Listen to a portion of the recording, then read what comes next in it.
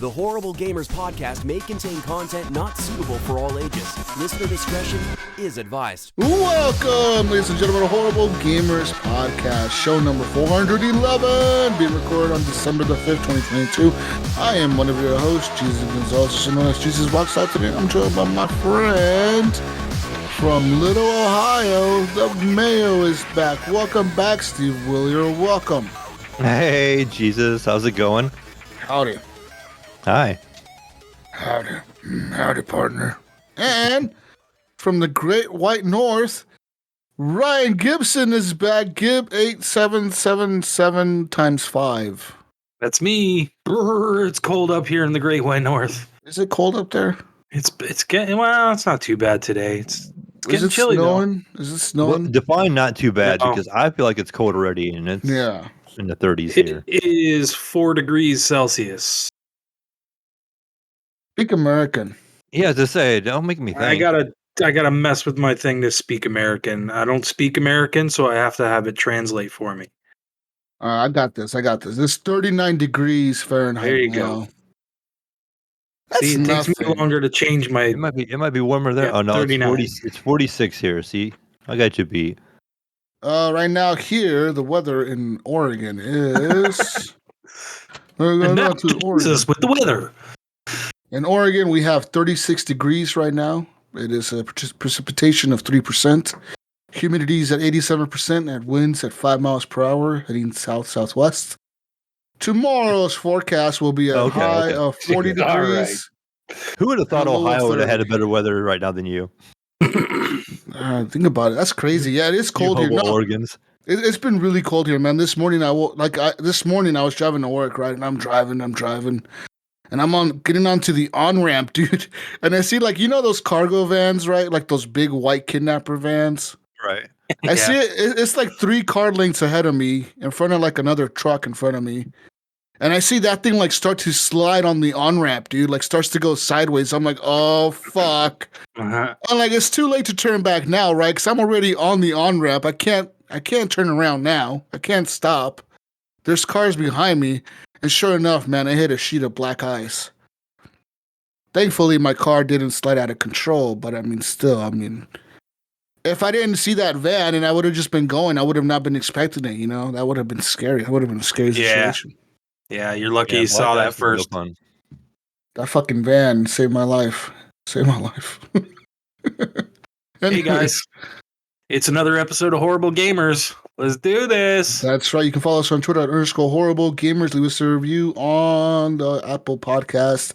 And also leave us a rating on Spotify. You can leave us a star rating on there. Star rating. Also, Horrible Gamers Podcast Community is a close group on Facebook you can join. We have a Facebook page as well.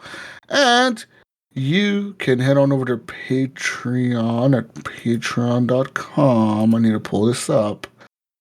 /Horrible Gamers and support us with the monies like our friends Leahy Haas, Jason Sams, Robert Noble, Sean Patrick, Chad Henley M, Pork Chop Poo, Nipron, the best HGP host ever, Evan, self-proclaimed Pokemon Master, and Codfather, Big Mommy Milkers, Big D Tanaka. Codfather.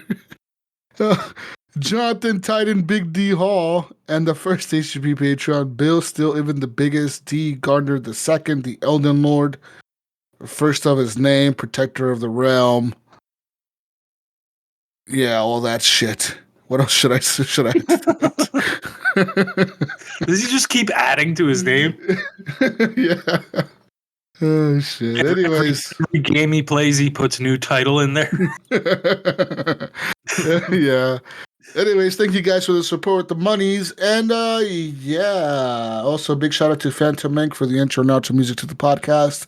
You can find their music on Spotify, Apple Music, Pandora, YouTube, etc., SoundCloud, all that good stuff. Anyways, it's video game time. No Gunny Chief this week. Gunny Chief is down. I think he has the Rona 3.0. Oh, no. 3.0. 3.0. I think he has 3.0 variant. It's a new variant. It's called the 3.0. It's like a USB 3.0. It's super advanced.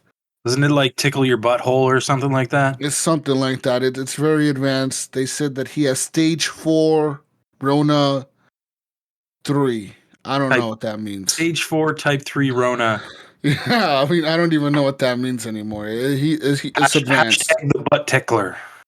He is down. He is over there tickling his butt, doing his thing in his house. Anyways, let's talk about video games and what we've been playing this week. Gentlemen, I've done a few things since the last show. Really? First off, anything new? Anything new? What did you do new? So the new stuff is I pretty much upgraded my PC. Oh boy, here we go. Now, thanks to Brink of Eternity being a fucking crazy crackhead that likes to upgrade his PC every 3 months, he sold me his 3080 because he was able to get a hold of a 4080, and so I got his 3080. I got it installed on my PC right now, Ryan. It's in there. It's in there. Ooh, that's pretty. It's in there, yeah. So yeah, the 3080 is in there now, and on top of that, I got some new stuff. Okay, some new stuff. What'd you get? First thing that I got is a wireless charging mouse pad, Mayo. I'm pretty sure you have the same one, Mayo. It's the Logitech one. Oh yeah. So this is the wireless pad, the wireless mouse pad that can charge. Is it like the hard top pad? It's kind of like a texture. Yeah, top. It has like 3 different ones. It has the hard top, the really hard plastic, like the soft one, and the other one. It came with like 3 different ones that I could put on there. Right now I have like the soft one on there. So like the bottom one is the hard one, and like this thing came on it, and it's like soft. Nice. And that's what I have on there right now. Yeah. And then I switch it over to another one. And I didn't care for it as well. It just depends. Yeah. I ended up switching out. So I have a 3-foot Corsair one right now that lights up along the edges, but it's soft. But Evan was actually using the hardtop one I had just the other night. He bought a new mouse while he was here, and when he was playing Call of Duty, he has to use that, and so it's kind of like laying around here. So does the one that you have now, does it also charge your mouse while you game?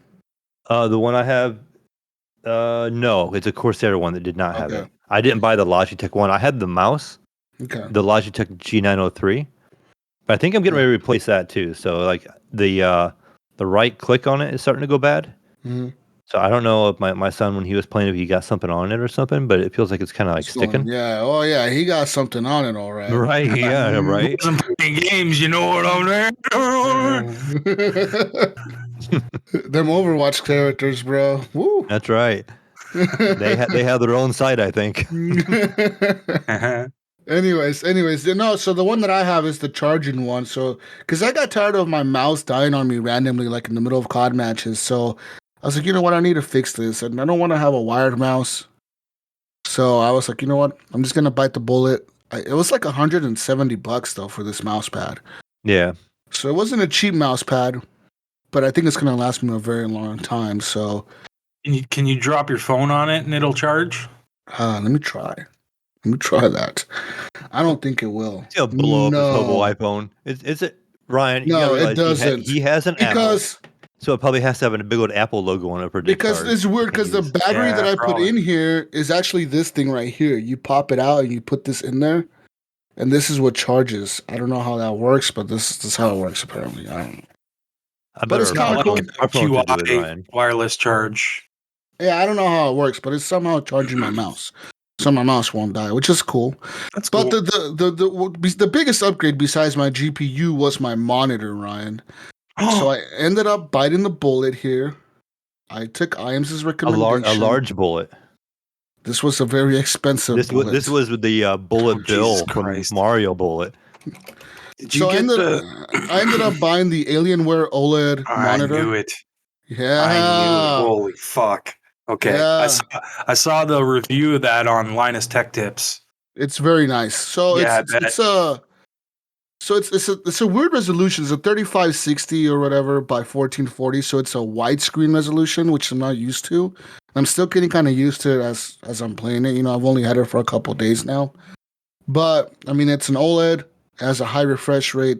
It's really nice. I mean, it should be nice. It's fucking expensive as fuck. Right. But I really like OLEDs, and I wanted, like, I knew my next monitor was going to be an OLED monitor. Like, I just had that in my mind, and I was like, you know what, like, just do it. Just fucking do it, Jesus. You're going to buy it anyways eventually, so just do it. Might as well do it now. So I did. Ended up buying it. Got it. It's good. It came in a huge ass box from Amazon. What size? But, it's a 34-inch. Yeah. So it's pretty big. I mean, my other monitor, it's not necessarily bigger than my other monitor by much. My It's last that monitor. ultra wide aspect ratio. It makes it feel bigger because it's not as tall. Yeah, it's not as tall as my last monitor. My last monitor was a 32-inch, but it's not as wide. So this one is wider. It's 21:9 then? Yeah, it's a 21:9 resolution, which is kind of interesting. But yeah, so I ended up installing the new GPU, playing with that a little bit, playing it, and then I got the new monitor, got the new mouse pad. And so the problem that I had with this was when I installed the new monitor, got everything set up, I went to plug everything in. So I plugged in my monitor, I plugged in the Alienware, I plugged in my old one. And for some reason, my old 32-inch monitor was not picking up a DP signal. So the display port was not giving it a signal for some reason. But it was working on my monitor, on my Alienware.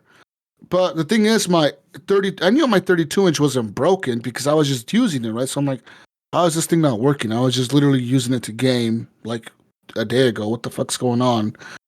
And the thing is, it would work with an HDMI cable, but it wouldn't work with the display port. And after a bunch of, like, literally, I've been dealing with this like all day today. Earlier today, I was just like, how do I fix this? I've been Googling things.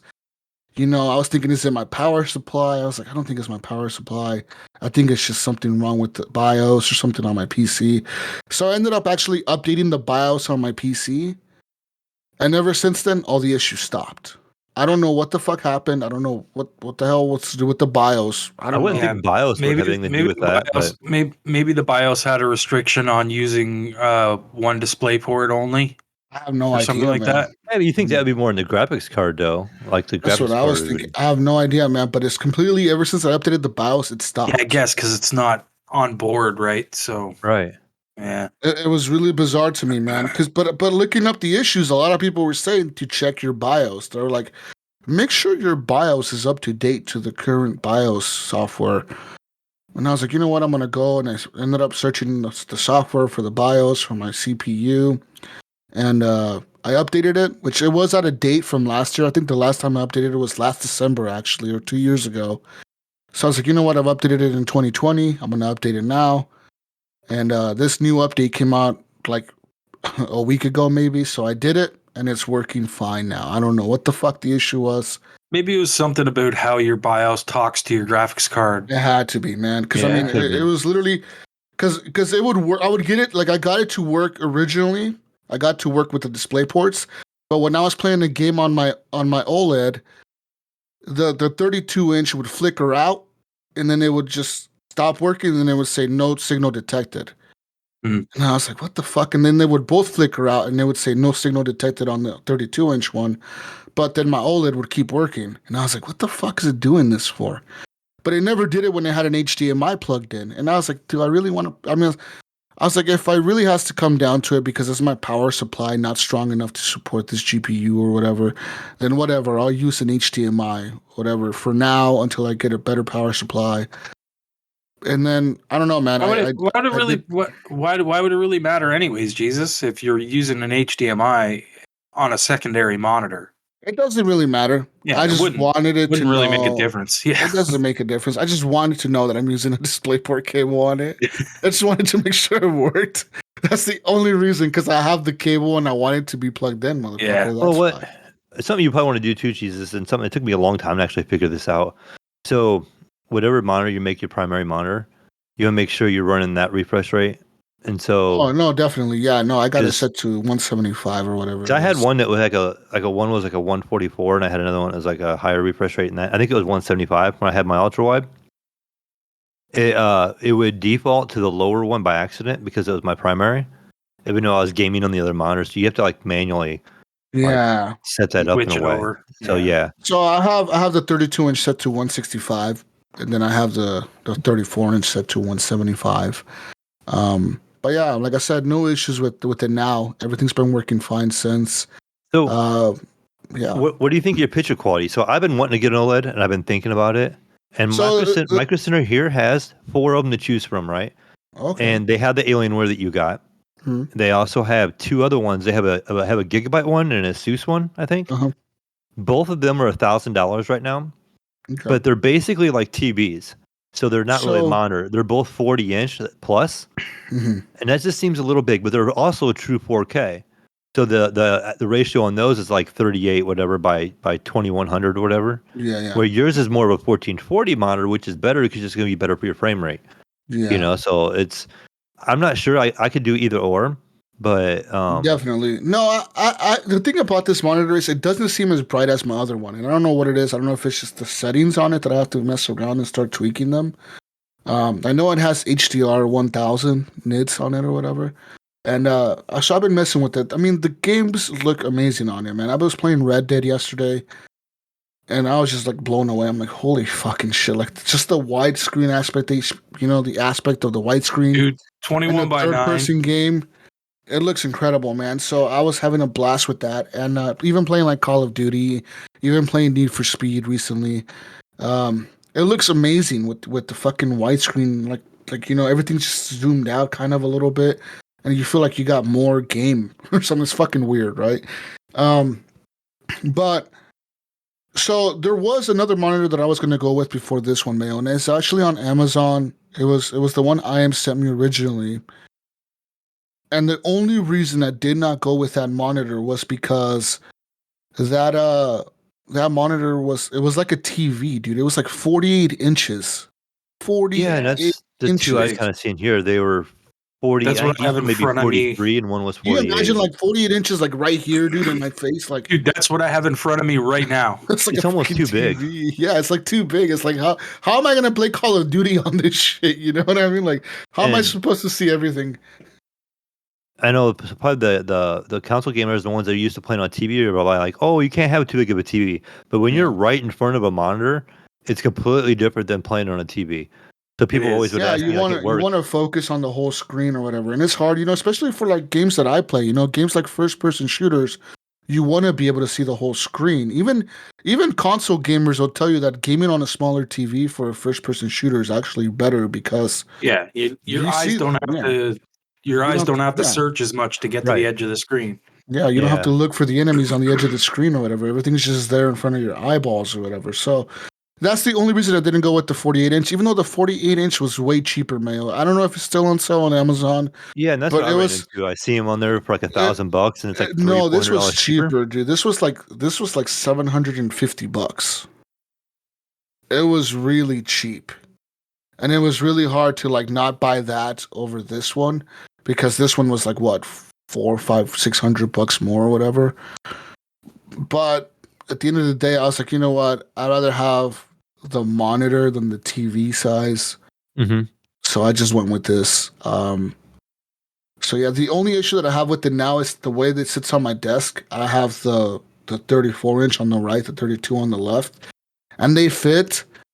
But I just feel kind of uncomfortable having to turn my neck the whole time to game. It's a lot of monitor space. You're like looking across.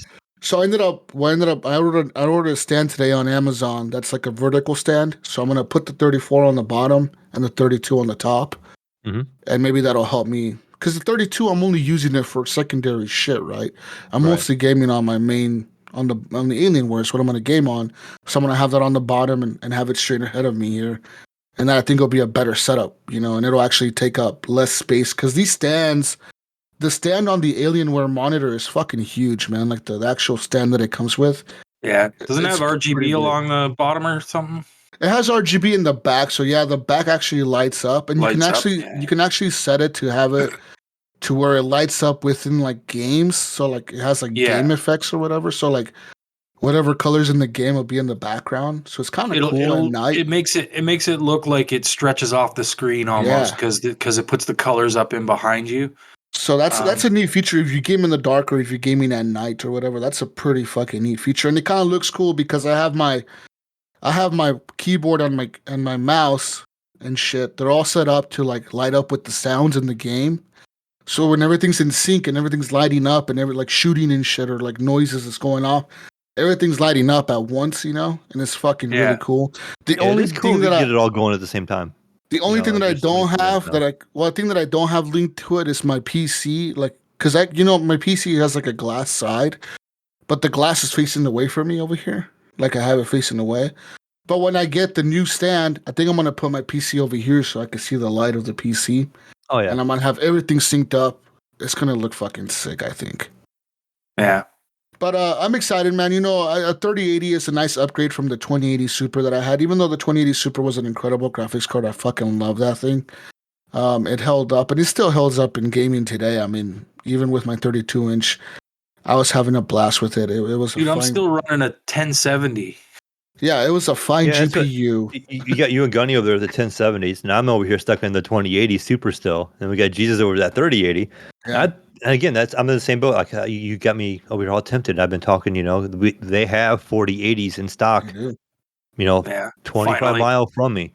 Those seems But to be in I just don't stock know. quite a bit everywhere. And I Everywhere just I've don't know seen if I it. want to pay that much for it. So, It's so I expensive. mean, you think about it, it is what, $1,200 for a 4080 GPU when you can The buy a entry 4090 for level. 300 more. So they started the ones here at Micro Center. They have about like 10 different brands. Yeah. And I think the MSI brand was the cheapest one at $1,250, Yeah. and then it goes up to $1,600 for the ROG Swift one. And so it's like so close to a 4090 price, like you said. But then the 4080 doesn't require as much power as Yeah. the 4090, so I wouldn't have to worry about upgrading my power supply. So I could just swap it out a lot easier. But if I do it the 4090 route, which I'd have to find one first, I'd have to switch out my power supply as well. So then in two, as I'm running into is my CPU is still PCI Express 3.0. It was the very last one. And so then I'm bottlenecking a little bit because the new ones are 4.0 cards. And so I'd want to almost change all that out as well. And so then I'm going a complete whole new build at that point. Yeah. So it's like, That point, That's how the much do I want to problem, do man. it? And so And I'm looking right now, like up here, the NVIDIA GeForce RTX, the actual NVIDIA one Mhm. is $1,700. Damn. That's Yeah. that monopoly money, though. Yeah, it's that fake, Yep, that's fake Canadian. stuff up there. Yep. How much is That's that in crazy. US dollars? Canadian to US dollars. Probably similar to your pricing. $1,250. So yeah. Yeah. Yeah. So Everything's I'm about $50 more up here. It's like, weird. You guys get that tax, yeah. the Canadian tax. See, I'm just It's kind of, that- I don't know. It's that universal healthcare tax, bro. Yeah, serious. But But I'm kind let's of see. waiting right now just because of holidays too, trying to wait for the holidays to get out of the way, and maybe I'll pick one up here after the yeah, first of the year. Oh shit. The Asus is 1,900. yeah. Yeah, the ROG is always They, kind they of an go expensive up one. the more. Yeah, the different brands always go up. It's just how But, much they can overclock and how well they cool them. Yeah. But I mean, shout out to Brink for giving me a good deal on his 3080. He didn't charge me over price for nothing. I mean, I paid a pretty good price for it. And yeah, shout out to him. I knew he was going to upgrade his PC. And I told him, next time you upgrade your PC, your GPU, let me know. And I'll buy You your got the hookup. GPU. Yeah. I always know when to get an upgrade because I could just get it from Brink. But yeah, anyways, games that I've been playing on the graphics card. I've been playing a lot of Call of Duty lately, of course. Call of Duty's been fixed. I remember I was talking about the crashes and all that stuff a few weeks ago. That's all been fixed, man. It's like they've actually addressed the issues. They got in there, they fixed them all. And I've been playing a lot Was it a of driver update from NVIDIA or was it an update from that. I don't know what Activision? it was. I have no idea. I don't know what it was. I'm thinking it was a driver update from NVIDIA, maybe. But it's fixed. Like, it doesn't crash anymore whatsoever. Like, the matchmaking works. The crashing is not there anymore. Even though the other day I did crash for some fucking reason. I don't even know why. I don't know what it was, but I did crash randomly. And it was like a one-time thing. I was like, what the fuck's going on?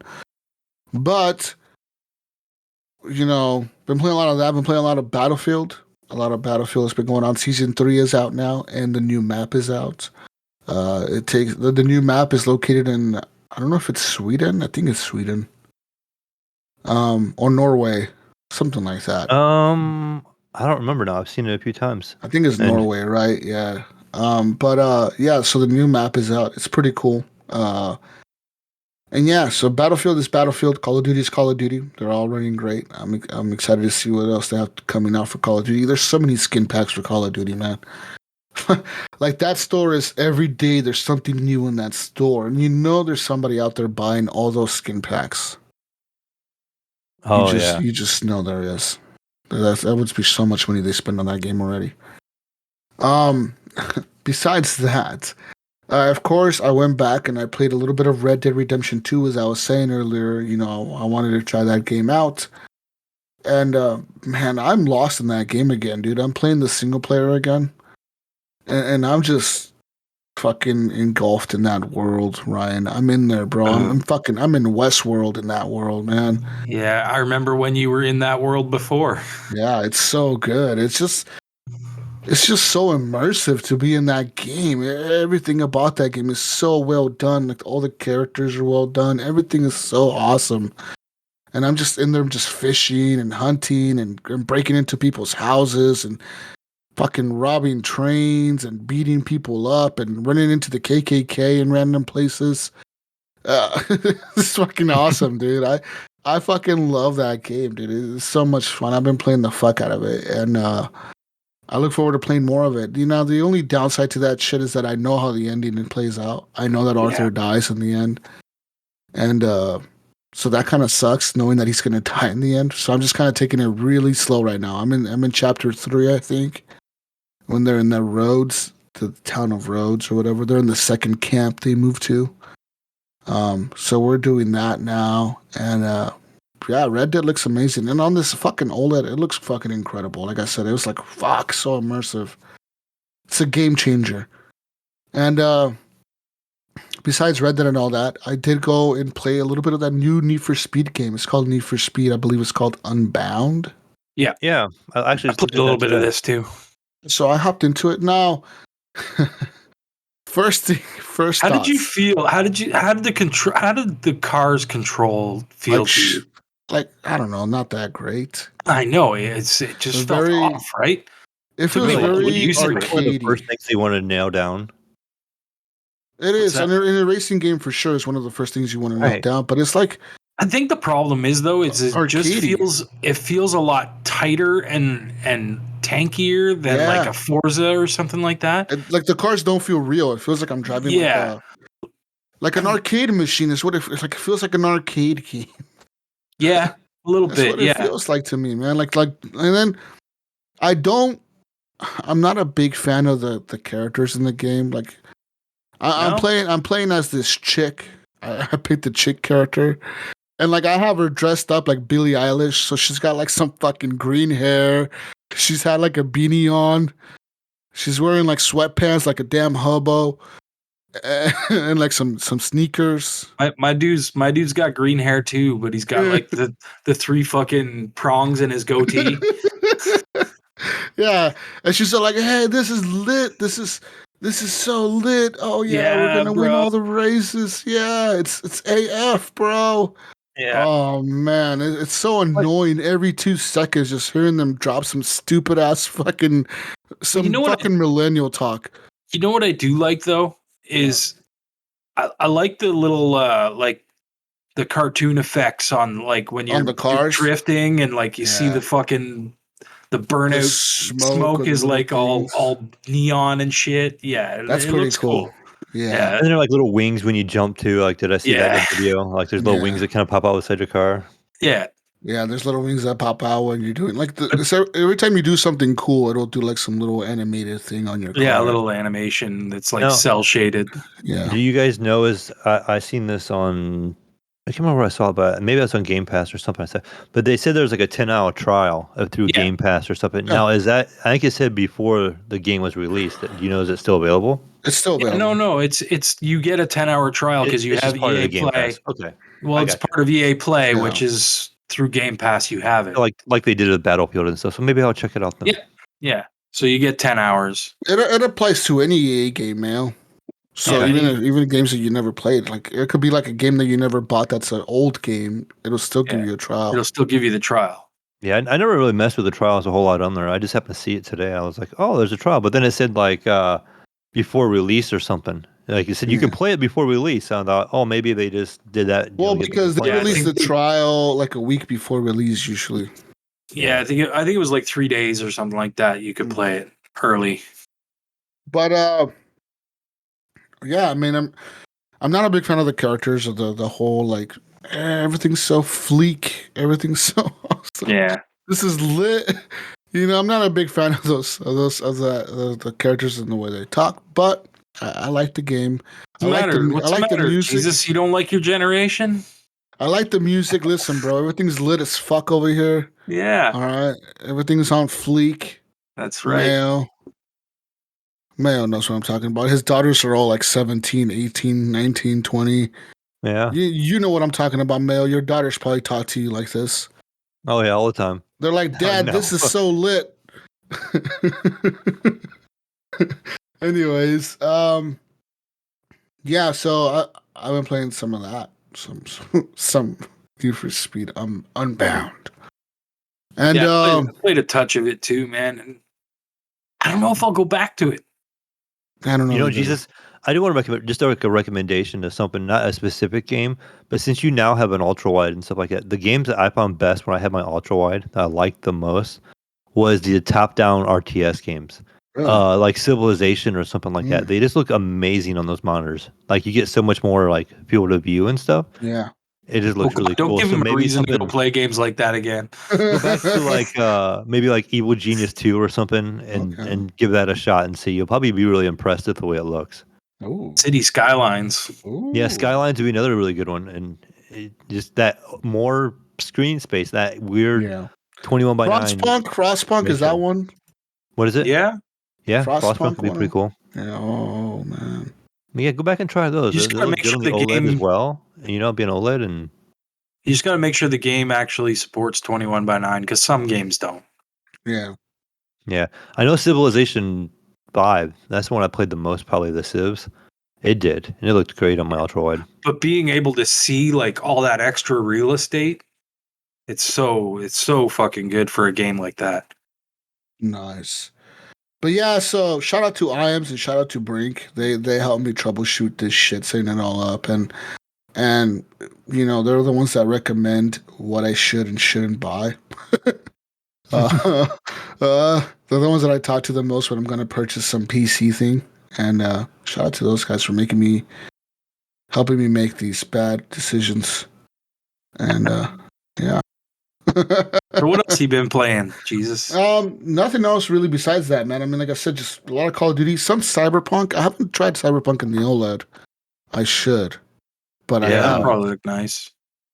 Speaking of the various colors, like the brightness of the neons on top of the black and stuff. Ooh. It's gonna look good. Yeah. Speaking of Cyberpunk, I'm looking at at my wallpaper right now on the OLED, and it's a Cyberpunk wallpaper. It's like the city or whatever. It looks nice. It makes me like that game is so good, and the downside with that game is that I want it to be like Red Dead for me, and it's just not. Red Dead just has like it's just finished. Red Dead is just finished. It's just like Red Dead feels like a complete package. Where every time I play Cyberpunk, I always feel like there's something lacking there. Like there's some depth lacking in the game. I don't know what it is. I don't know if it's because it's in first person. I don't know if it's the dialogue options. I don't know if it's the way things play out in the story. But Red Dead, everything I do feels like the characters react realistically to me, right? Like everything feels real. If I break into somebody's house, the people start fighting me or whatever. Like the dog starts chasing me around, biting my ankles and shit. In Cyberpunk, you can't do that type of stuff. It just doesn't feel as immersive to me as Red Dead does. And that's the downside. Like playing Red Dead and going to Cyberpunk, it's like every time I play Cyberpunk, I'm like, man, I wish this was Red Dead. Like, I wish Rockstar would have made this fucking game. God, fuck. But hey, I I do look forward. I am going to probably buy and play the whatever that new Witcher 3 Anniversary Edition is. Because they're saying that they're adding a lot of support to that. They're adding on top of adding like ray tracing to everything, Mayo, they're adding full ray tracing to the game. They're also adding DLSS 3 support. And so they're going to have DLSS support for it. And yeah, it's just I think it's going to look incredible, man. Because I mean, you know, Cyberpunk, of course, has ray tracing and you could barely run it. I probably won't be able to run The Witcher very well with ray tracing. But Why not? You got a 4080. You should be able to run it. A 3080. Yeah. Oh, yeah. Sorry. But I don't know. We'll see. I mean, I look forward to playing The Witcher. I think The Witcher is a better told story than Cyberpunk even. I don't know what it is, man. Just the Cyberpunk is cool. The setting is cool. The city is cool. The background is cool. It's like they got everything but the story right in that game. Yeah, I don't know what it is about that game. Like, I like it a lot. It's one of my favorite games of this last decade. But it's not my favorite game of the last decade. Like, of course, that goes to Red Dead for sure. I fucking love Red Dead, man. Like, that game is just too good. And it's sad that they won't support the multiplayer on that game anymore. Like, I'm pissed off about that. But whatever. It's whatever. But yeah. Anyways, that's what I've been doing, guys. I've been upgrading my PC, moving my room around. Got the desk in a different position and shit. I see things look a little different behind you. Yeah. I got everything moved around a little bit. You know, I got like the PC in the corner over here now instead of over here. So I'm moving some things around in here, making it look different, I guess. But yeah, I look forward to playing some more games. You know what? I was gonna buy Callisto Protocol, and I really was looking forward to playing that game. Oh, I played that as well. Until forgot about that. Until the reviews came out for the PC, Mayo. I heard they were not that good. Now, had I had an Xbox Series X or a PS5, I would have bought it on there. But on the PC, the game I heard ran like shit at launch. It had like a bunch of stutter fucking issues. It was crashing. It was like a bunch of stuttering. Like, remember how Call of Duty had stutters? And like, there was another game that came out this year that had a bunch of stuttering. I don't remember what it was, but it was on PC as well that had all the stutters. And like, dude, like all these companies, all these review companies on YouTube or whatever, like Digital Foundry and shit, tore that game to pieces. They're like, fucking, this game runs like shit. It performs like shit. It runs like shit. Do not buy this fucking game. And I'm like, that's a shame, dude, because that looked like a fun game. Like, it looked like a cool setting, you know, like being in that space prison or whatever you're in. The moon or whatever the fuck you're in. I don't know what the hell you're in. Yeah, it's okay. It feels a lot like Dead Space, but not quite. Does it?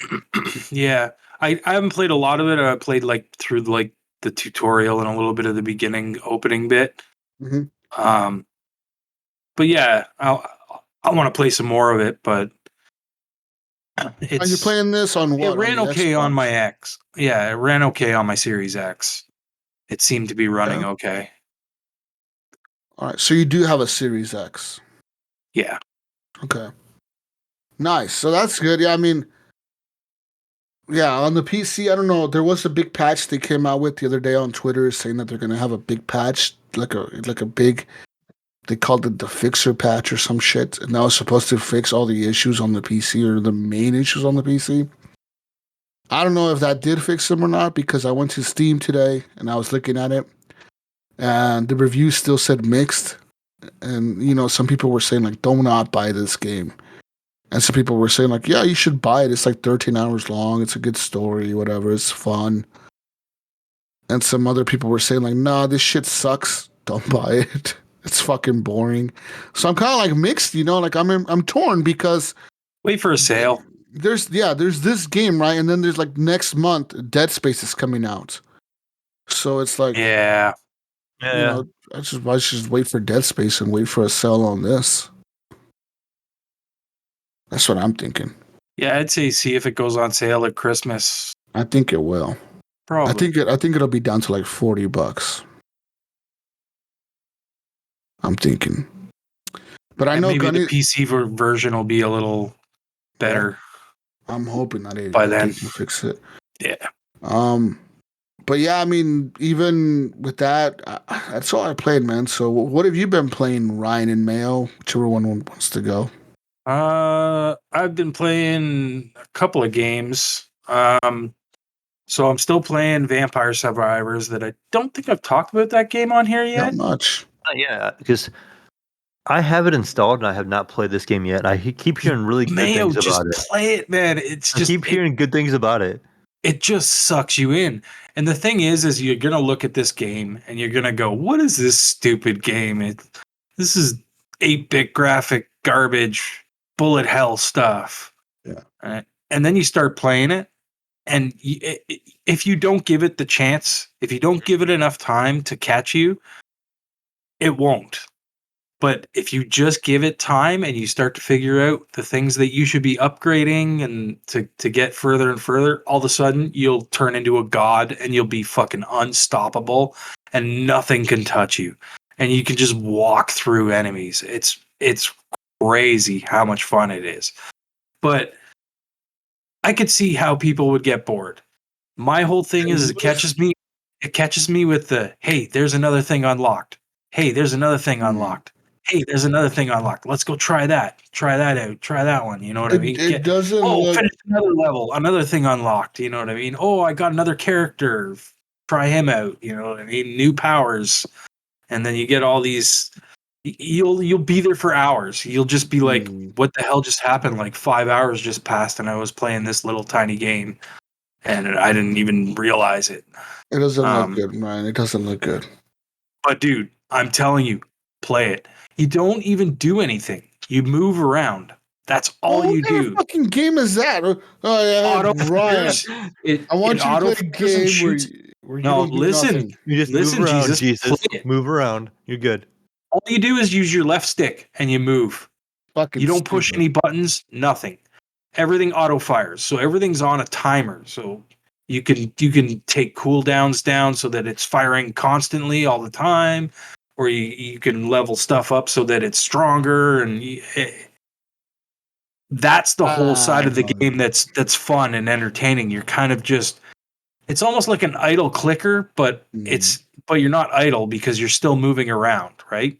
But there are points where you get so strong that you could just stand in one spot and nothing can get close to you because you're fucking killing everything around you. And you will get swarmed, like completely swarmed from all directions.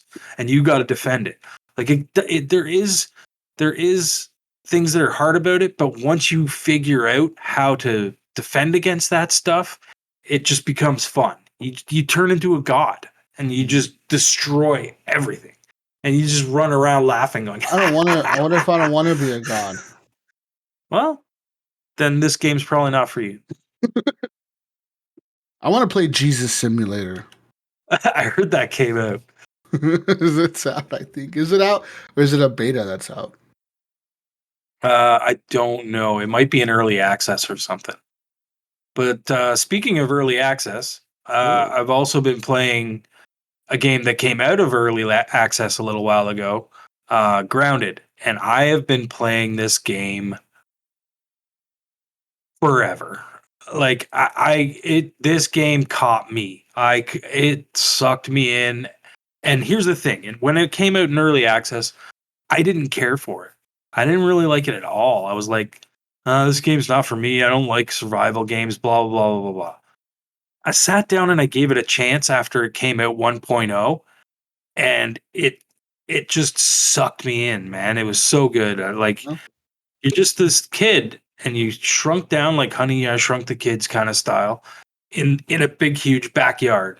And there's fucking insects everywhere that are attacking you, and you can use their parts to upgrade yourself and make new gear and new weapons and all this.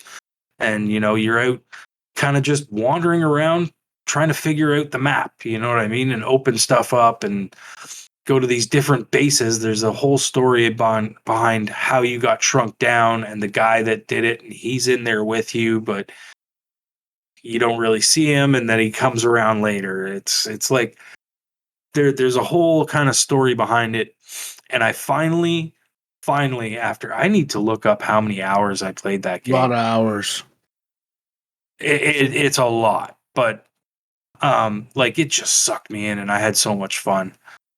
But when you start it, it's really, really difficult. Like you are running away from everything in the beginning because you don't really know how to kill things, and you might not have strong enough weapons to kill stuff.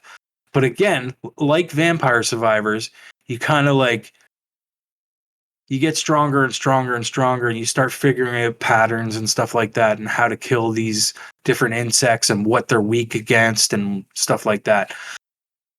And it becomes a lot of fun. And I wouldn't suggest playing this game alone, because I feel like this game was really meant to be played with people.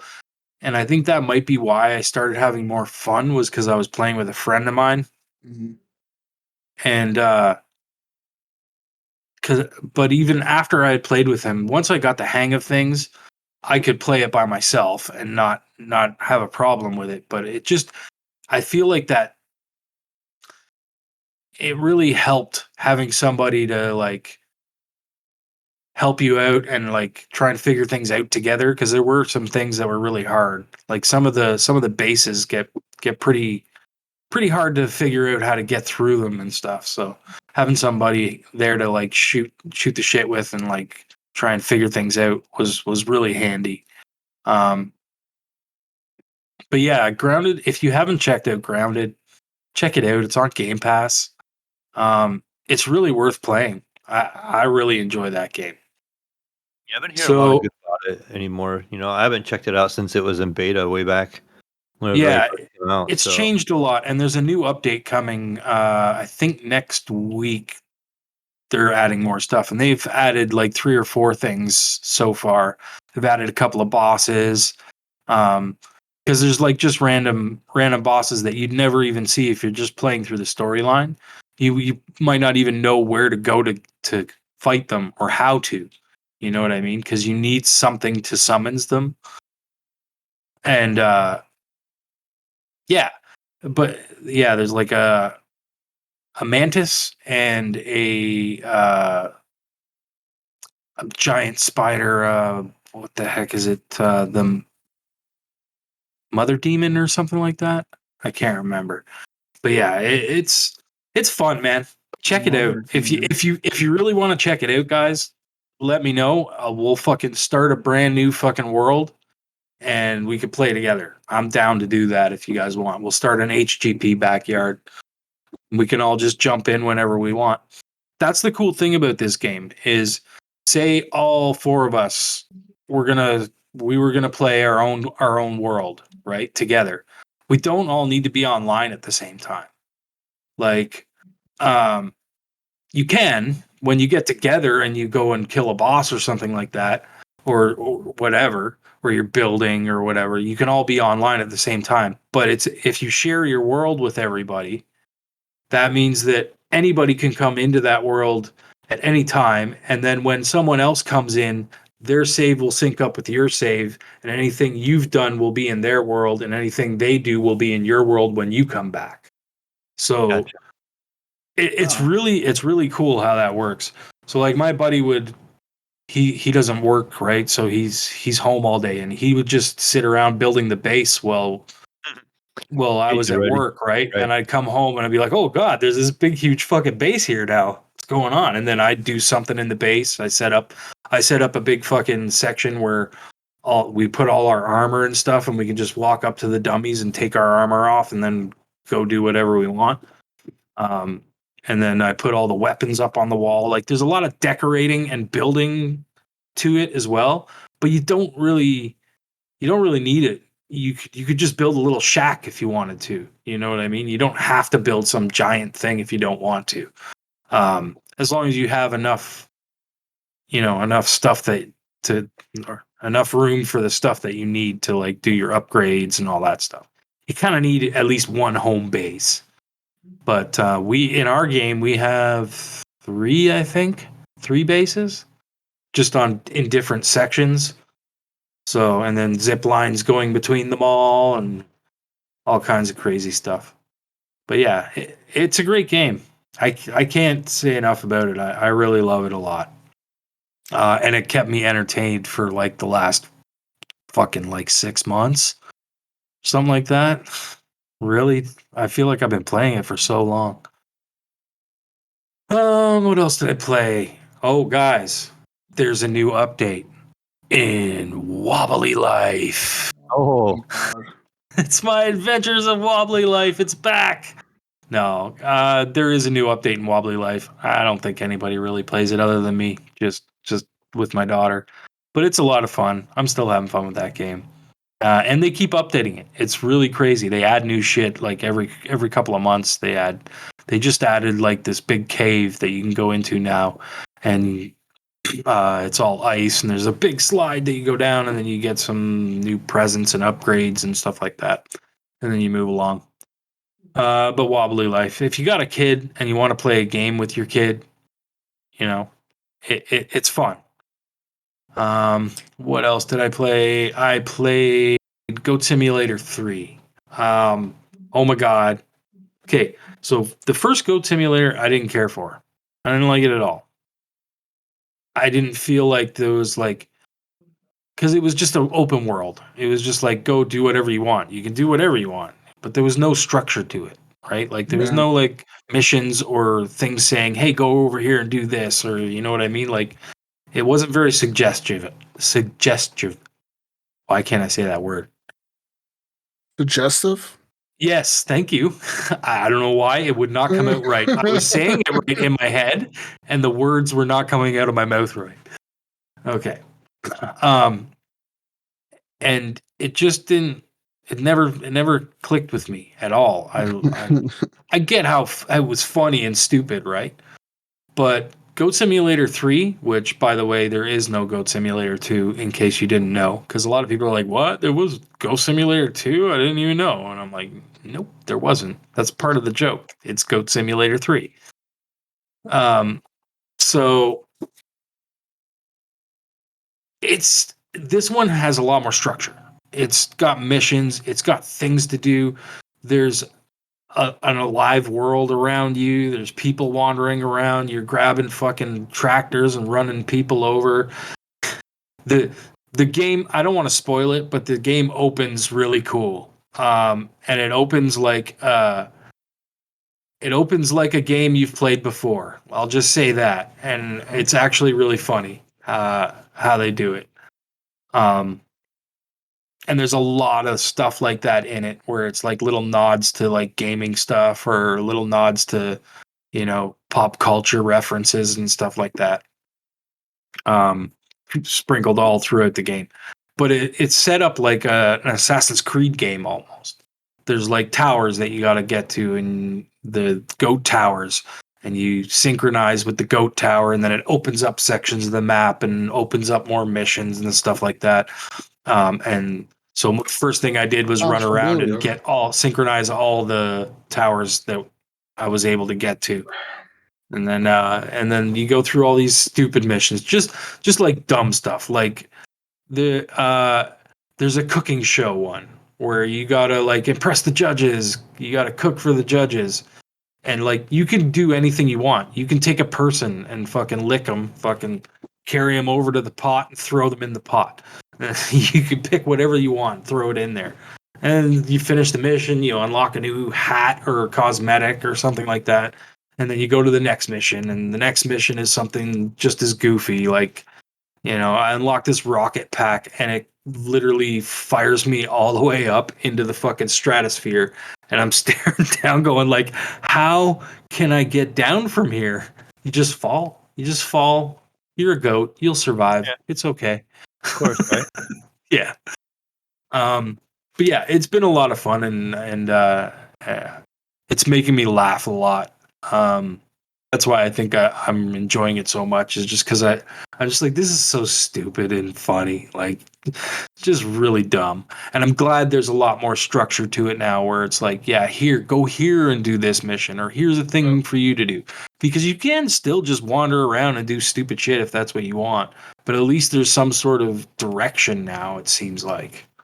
Yeah, that was probably the complaint about the first one. It was too much like Gary's mod, back in the day, and Yeah. you just kind of could do whatever you wanted, and it was fun to mess around, but you just kind of get bored with it kind of quick, I guess you could say. Yeah. Like you just didn't really have that goal or something to be done or something. You can only mess around so much, and then you're like, okay, I'm done with this. Yeah. Yeah, I think for the most part, that's pretty much all I've been playing this week. What about Cool. you, Mayo? Oh, hey, Yeah. Jesus, What's up? you're not fucking playing God of War? What's going on? No PS5. Oh yeah, I forgot you sold it. Yeah, I sold Yeah. it. Okay. All right. That's but I've had 3 different opportunities now to order one from Amazon. Oh yeah, you can find them now. I saw one at You can Walmart find the them. other day. I was like, Yeah. ugh. But They keep emailing me I'm saying, sad. "Hey, you want a PS5? We got them right now. Jesus, we'll hold one for you for 3 days." I'm done with Sony. There's no way I'm buying a PS5. And I'm like, nah, I don't need it. I'll wait for it to come to the PC in a year. When I saw the price tag, Canadian, $740 Canadian Damn. for a PS5. How much is the Xbox? 740. 500. Wow, really? 500 Canadian? Oh no, sorry, I think it's 600. I think it's 600 Canadian. Okay. But I remember that. Remember when they first released, I got mine a day one. And remember Matt Bradford bought his PS5 and we were comparing the price and he was like, "Oh, I paid this much." Oh, And I said yeah, to I him, do. and I said, I paid this much. I wonder why the PS5 is more expensive. So even at launch day, the PS5 was more expensive than the Xbox up here. That's weird. Yeah. And that's just another reason why it's another X on Sony for me. And the way they've been laced recently and the way they treat their fucking fan base is just ridiculous. They have the exclusives. I'll give it to Sony on that. No, absolutely they do. They do. They've got great games. It's not the studios that I have a problem with. It's Sony that I have a problem with. I love fucking Naughty Dog. I love fucking Santa Monica Studios. I love the work they do. I just hate the company they do it for. Yeah. Speaking of Sony, I was thinking about buying it today. I actually saw that Horizon Zero Dawn on Steam. It's like $13. Oh, nice. I enjoyed it. I played it through and beat it. I know I finally, played it once. I just never beat it. I don't know if I want to do that again. Yeah, I got about 3/4 of the way through that game, and I was like, eh. I don't know how far I got. You're talking about the first one, right? You're talking about the first one? Yeah. I never played the second one, but the first one I got about 3/4 of the way through, and I was just like, I'm not going back to this. It's on sale right now on Steam for like $13, and I was like, $13 isn't bad though. It's a cheap price. Maybe I should pick it up and see if I want to get through it. Yeah. I don't know though. There's just I don't know. Yeah, the excuse. I'm gonna say about everything now. It's gonna look good on that monitor, Jesus. Yeah. You want to see every game on that monitor? Just start buying them all. Buying them all. Fuck. Because it's gonna make it look good. Just be forewarned that consoles don't do 21:9. It'll be at a regular aspect ratio. It doesn't support it? No. Unfortunately. I think I tried that with my Xbox and it just leaves black edges on the side. I think I had that one when I owned my 21:9 because I got rid of that. I bought that 280 hertz monitor, and I thought it did have support for 21:9. That's sure that it does. Yeah. Okay. The series does, or I'm talking about on a 1X. No, he's talking about on the PC. Didn't. I'm talking about the PC. It has it on the PC. What? Oh no! I mean, if you plug a console in your monitor. Oh no. I was thinking about buying it on Steam. I thought you were talking about buying a PlayStation. I see what you're saying. No, it's on Steam right now for $13. Okay. Yeah. $13, why not? Right? It's pretty Yeah, if you cheap. think you can play it anyways. Maybe, I don't fucking know if I will. Probably not. I'd rather buy like some Assassin's Creed bullshit. Yeah. Anyways, what have you been playing, Mayo? Talk to me. Oh man, Jesus! You know, the one game I've been playing the most here this week was good old Battlefield. You know, Oh. of all games, you know, now that we got you off of Battlefield a little bit, it's my turn to like go ahead and just like jump on. You know, and you know, I didn't feel like picking it up when it was like to buy it for some reason. You know, you kept hearing all this bad press about Battlefield, how it wasn't as good. Bad And then, press. well, you're like the only one that ever seemed to like the game. Everybody else is like, screw this game. We don't like the operators. And then every week, Jesus is going, I played Battlefield all week. I played one game this week.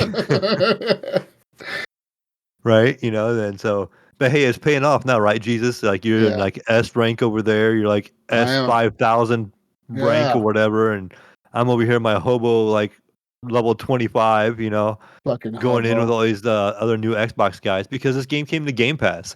That's what made me start playing it again, which was nice. A nice ad. You know, I'm glad they finally got it in there. And I don't know if that, I'm sure it probably helped their player count a lot because, you know, when I'm on there now, I see a lot of guys in my party. Xbox says that it's on an Xbox or PlayStation. It'll say Xbox level 9, Xbox level 15, Xbox they're all level Xbox. 12. All the Xbox are on there now. Yeah. So all the Game Pass boys are on there now, like me. You know, so it's like Christmas for guys like Jesus. You know, like how they say about Call of Duty, all these new players are on. You know, all the noobs showing up. All these noobs are in there. So Jesus and it's funny you mentioned that because the other day I was in a match, dude, and we were legit. Brink and I were playing, and we were destroying this team, dude. We were playing breakthrough, and this team was putting up no defense, dude. Like it was like we were just walking up to them and just destroying these guys left and right. It was one of those like 5-minute breakthrough runs where you just it was so fast, and we were just taking the objectives. It's like boom, objective captured, moving on, next objective captured, and we were just taking out their tanks left and right. Their vehicles were getting wrecked, their helicopters were getting wrecked. And then I typed in the chat like, "Come on, guys! Like, are these guys even trying?" And somebody replied like, "It's all the new Xbox players," and I was like, they're probably fucking right. It's all the new Xbox people that got it for free. Yeah. I do feel at a disadvantage a little bit, like grinding and getting some of the guns. Like I just get my ass kicked sometimes, and it's like I get a new gun unlocked, and I'm like, okay, this gun's more powerful, and I want to like use it, but I'm like iron sight or red dots, and I'm like trying to use it indoor when I can, but when I'm outside, you know, it's like, oh, let me deal with this guy who's sniping across the map, and I'm running around with this new gun with a red dot on it, you know, and just trying to hold my own. But I tell you, it's so chaotic when you start playing like breakthrough and you're the holding team or the pushing team, and they got those ones like that one that has that big square building in the center. I found every time when we're on the team that's pushing, it's so hard to get into that thing and keep it, and just like it's just a constant fight. Like you get there and you just know it's just like this big long battle is going to take place. And well, remember like the battle we were having last night, Mayo, on that one building on Kaleidoscope in the Korean map. Yeah, that's the other one. And that objective in C2, that was the last objective they had to get, man, and we were not giving that up.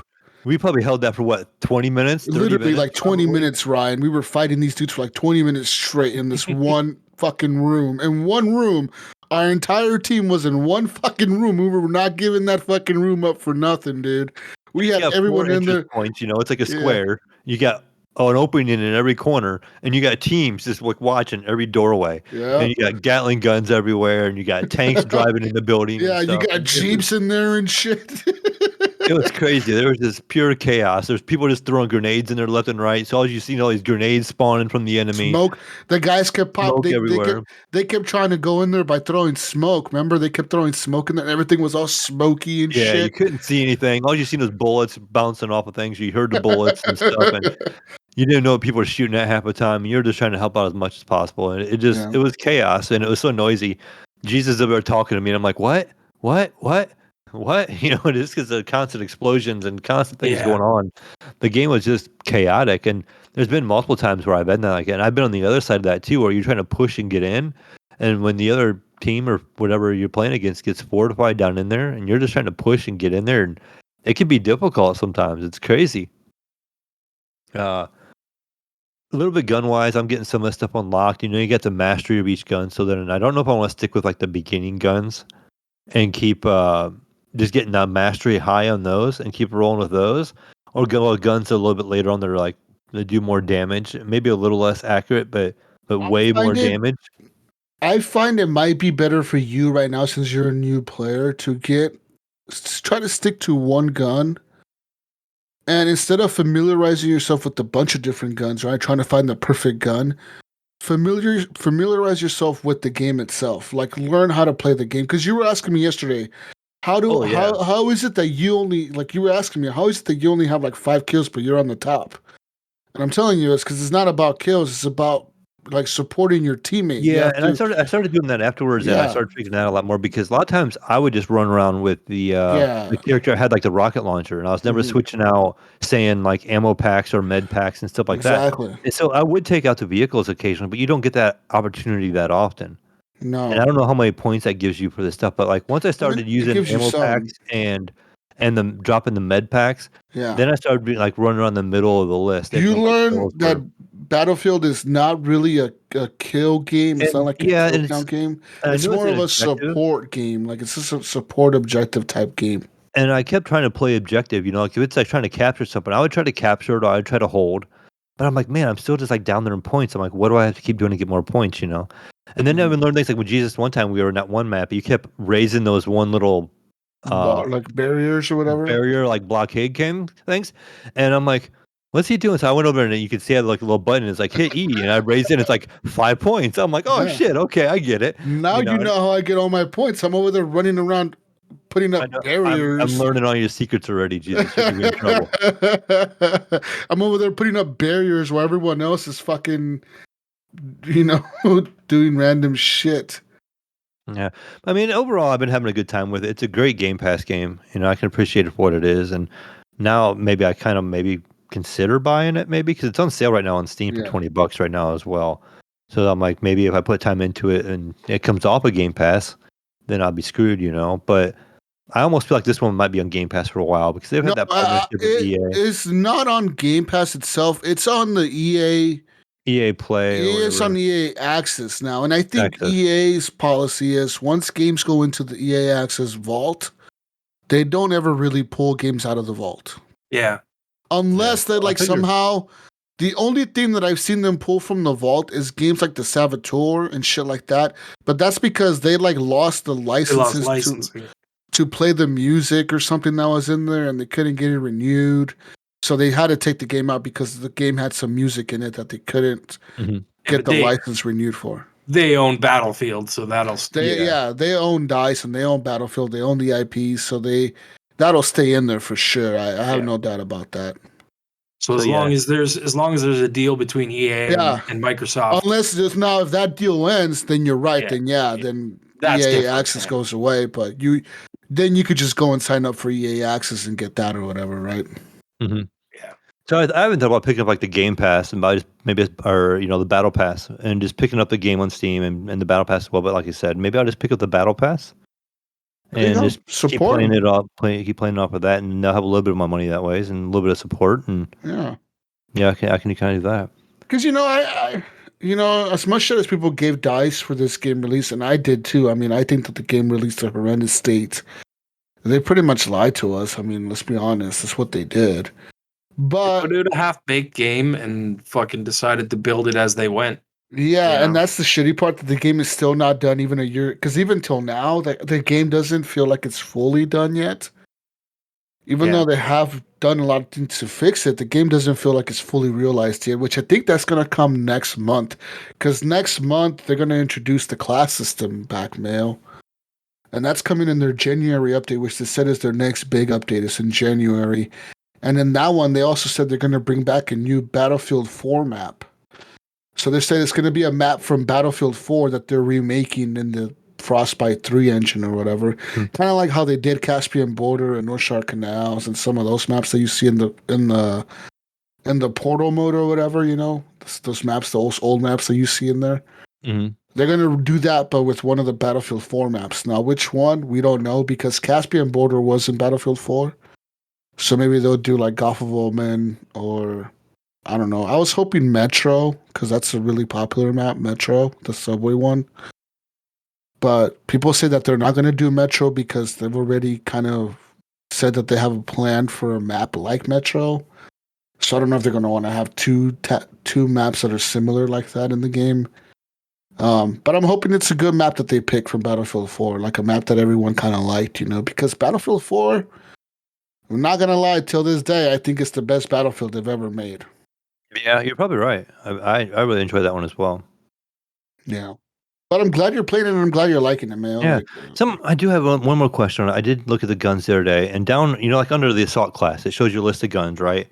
And as I scroll down, I have a couple guns unlocked that have the Battlefield 3 logo beside them. It says like BF3 on the bottom corner. Are those unlocked only because like I have had 3 or what? Why are those showing up? No. Those are called Battlefield Classic Vault weapons. So those are called Vault weapons because they're in the Battlefield. They're in this game, but you can actually use them in like the 2042 mode. And they're unlocked. So like if you unlock those, because the way you unlock them is by doing challenges. So like some of them, for example, like to get the GOL sniper rifle, you have to get like so many kills with another sniper rifle, and you have to get like so many headshots with another gun, and like use the SOFLAM and spot 50 vehicles or whatever. And doing that, like doing those challenges will unlock those weapons, and then you can use those weapons inside Battlefield 2042 itself. Okay, because I had a couple unlocked, and I see them in there, and I'm like, oh, maybe something to do with one of my previous games, because I've seen stuff like that before, where previous games will cause something to be unlocked in your new version of the game or something like that. But I just wasn't really sure. So I was like, oh, that's kind of neat, but I haven't messed with that gun at all. I saw it in there, but the other ones have a little higher mastery rank on them already, so I just been sticking with those. But overall, I've been enjoying the little bit I play. Like I said, it's the destruction isn't there. I wish there was more destruction there, like pushing in those buildings. And that's the other thing too is probably another thing they probably don't have the destruction because on that breakthrough mode where like how we are anchored down in that building, if they could just took the whole building down, we would have been done. They would have done that a long time ago. We would have lost, because that's all they would have done. They would have parked their tanks outside and just shot the building down. Yeah, but that made it interesting too because it made it hard for them to push through, and it made it hard for us. Like I said, it was chaos, and it kind of made it fun. So I do like that aspect that maybe not all buildings can break. Yeah, I just wish there was more things that could break. There was. I've seen some buildings where the walls come down.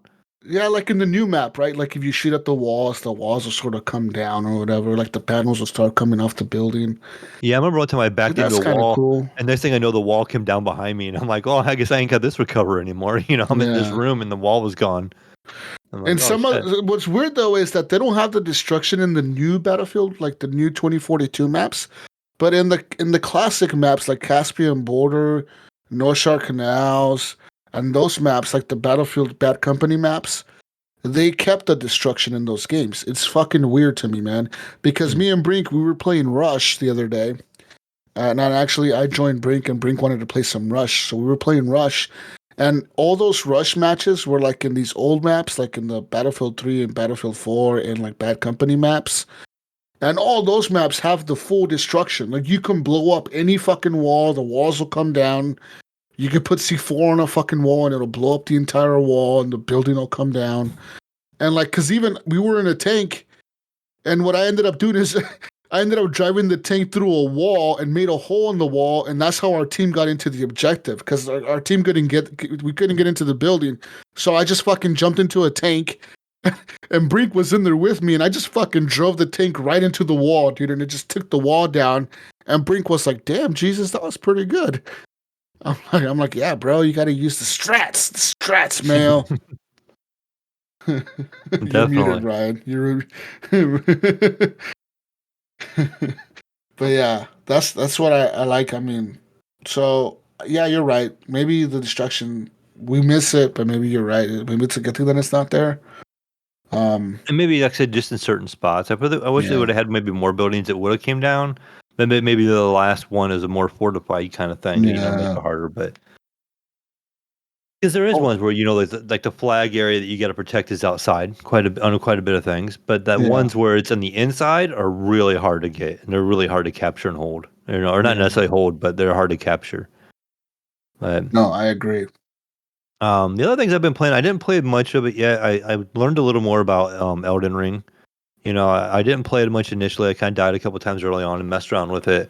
And then I was avoiding like this one little spot, and then come to find out, like watching a video, I was supposed to go over there to get my horse. This is all beginning game stuff.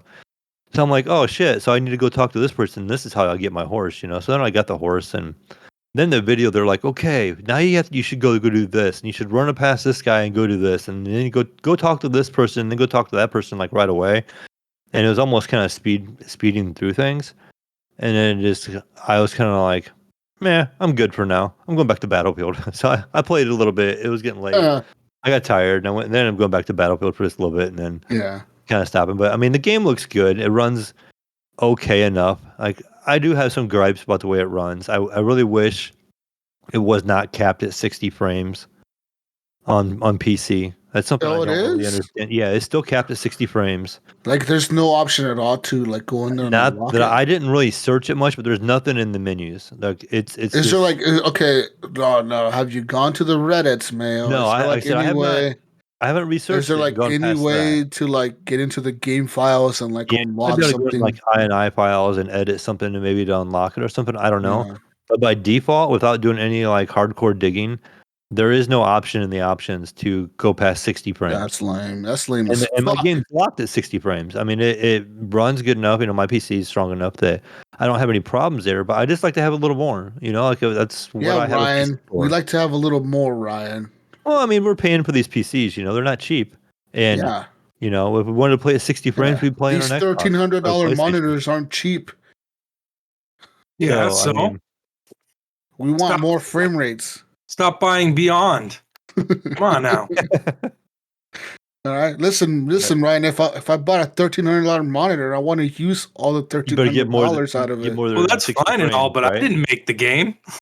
I'm blaming you, Ryan. I'm blaming you, motherfucker. No, I believe it is capped at 60. I don't think you can do anything about that.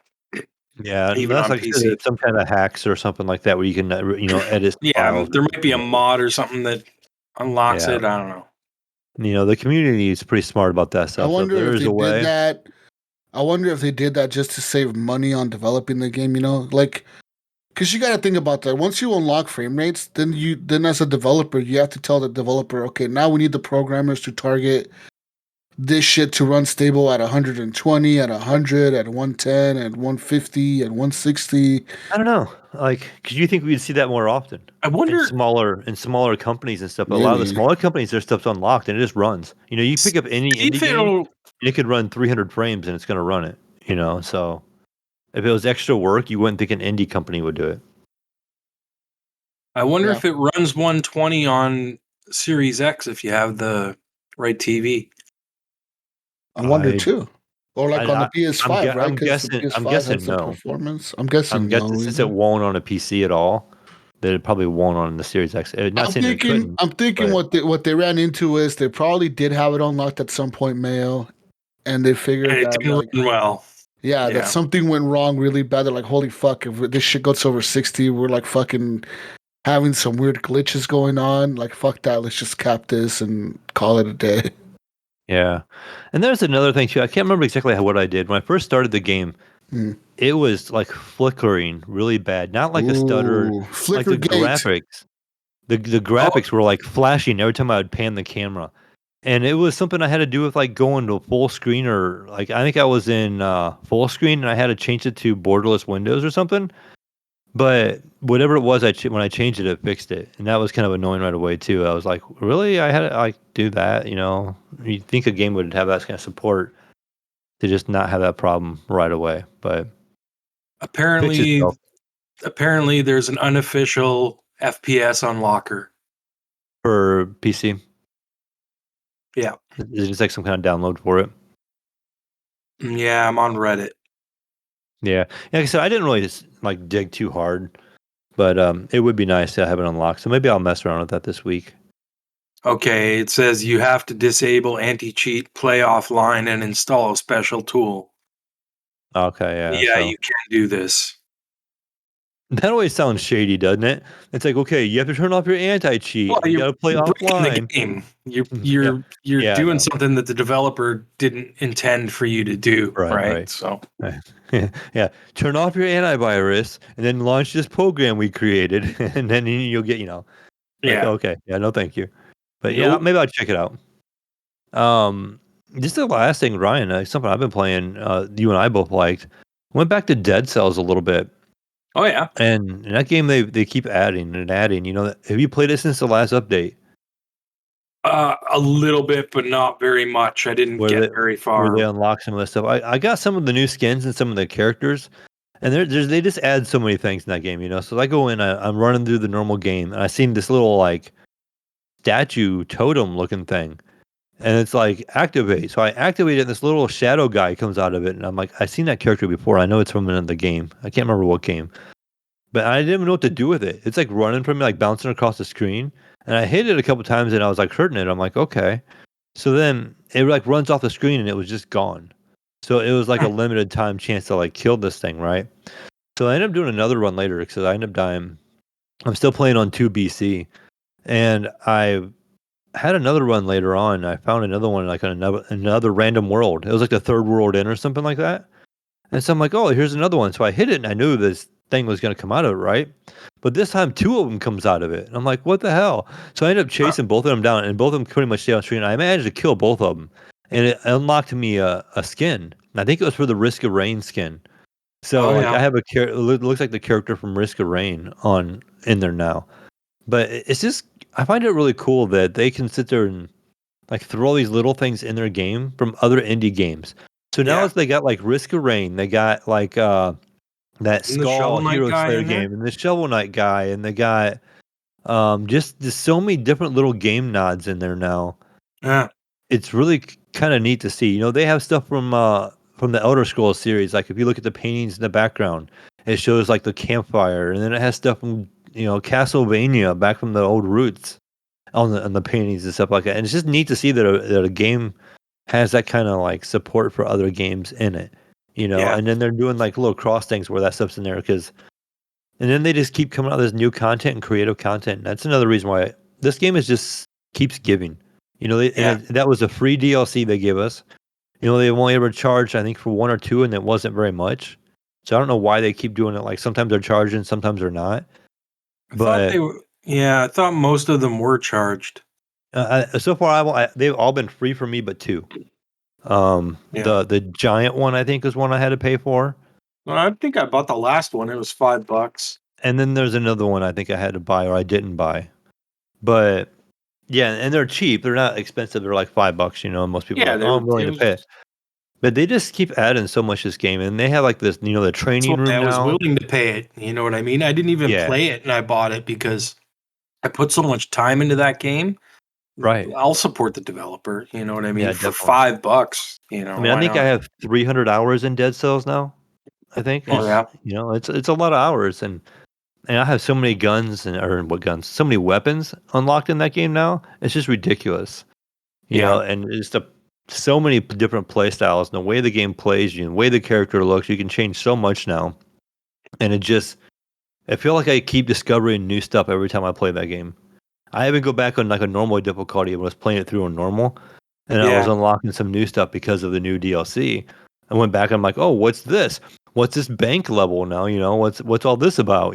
So then I'm playing through that, learning those things, and so like just continually like having new things to do and learn Mm. is in this game. How I don't know how old Dead Cells is now, but I've been talking about it for a good minute, like Oh at least yeah. since I've been on the podcast.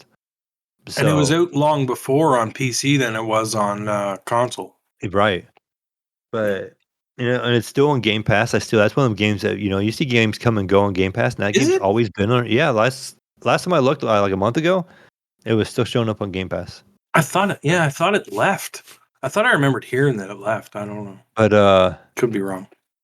yeah, I'm just gonna kind of just double check myself. But it's been great.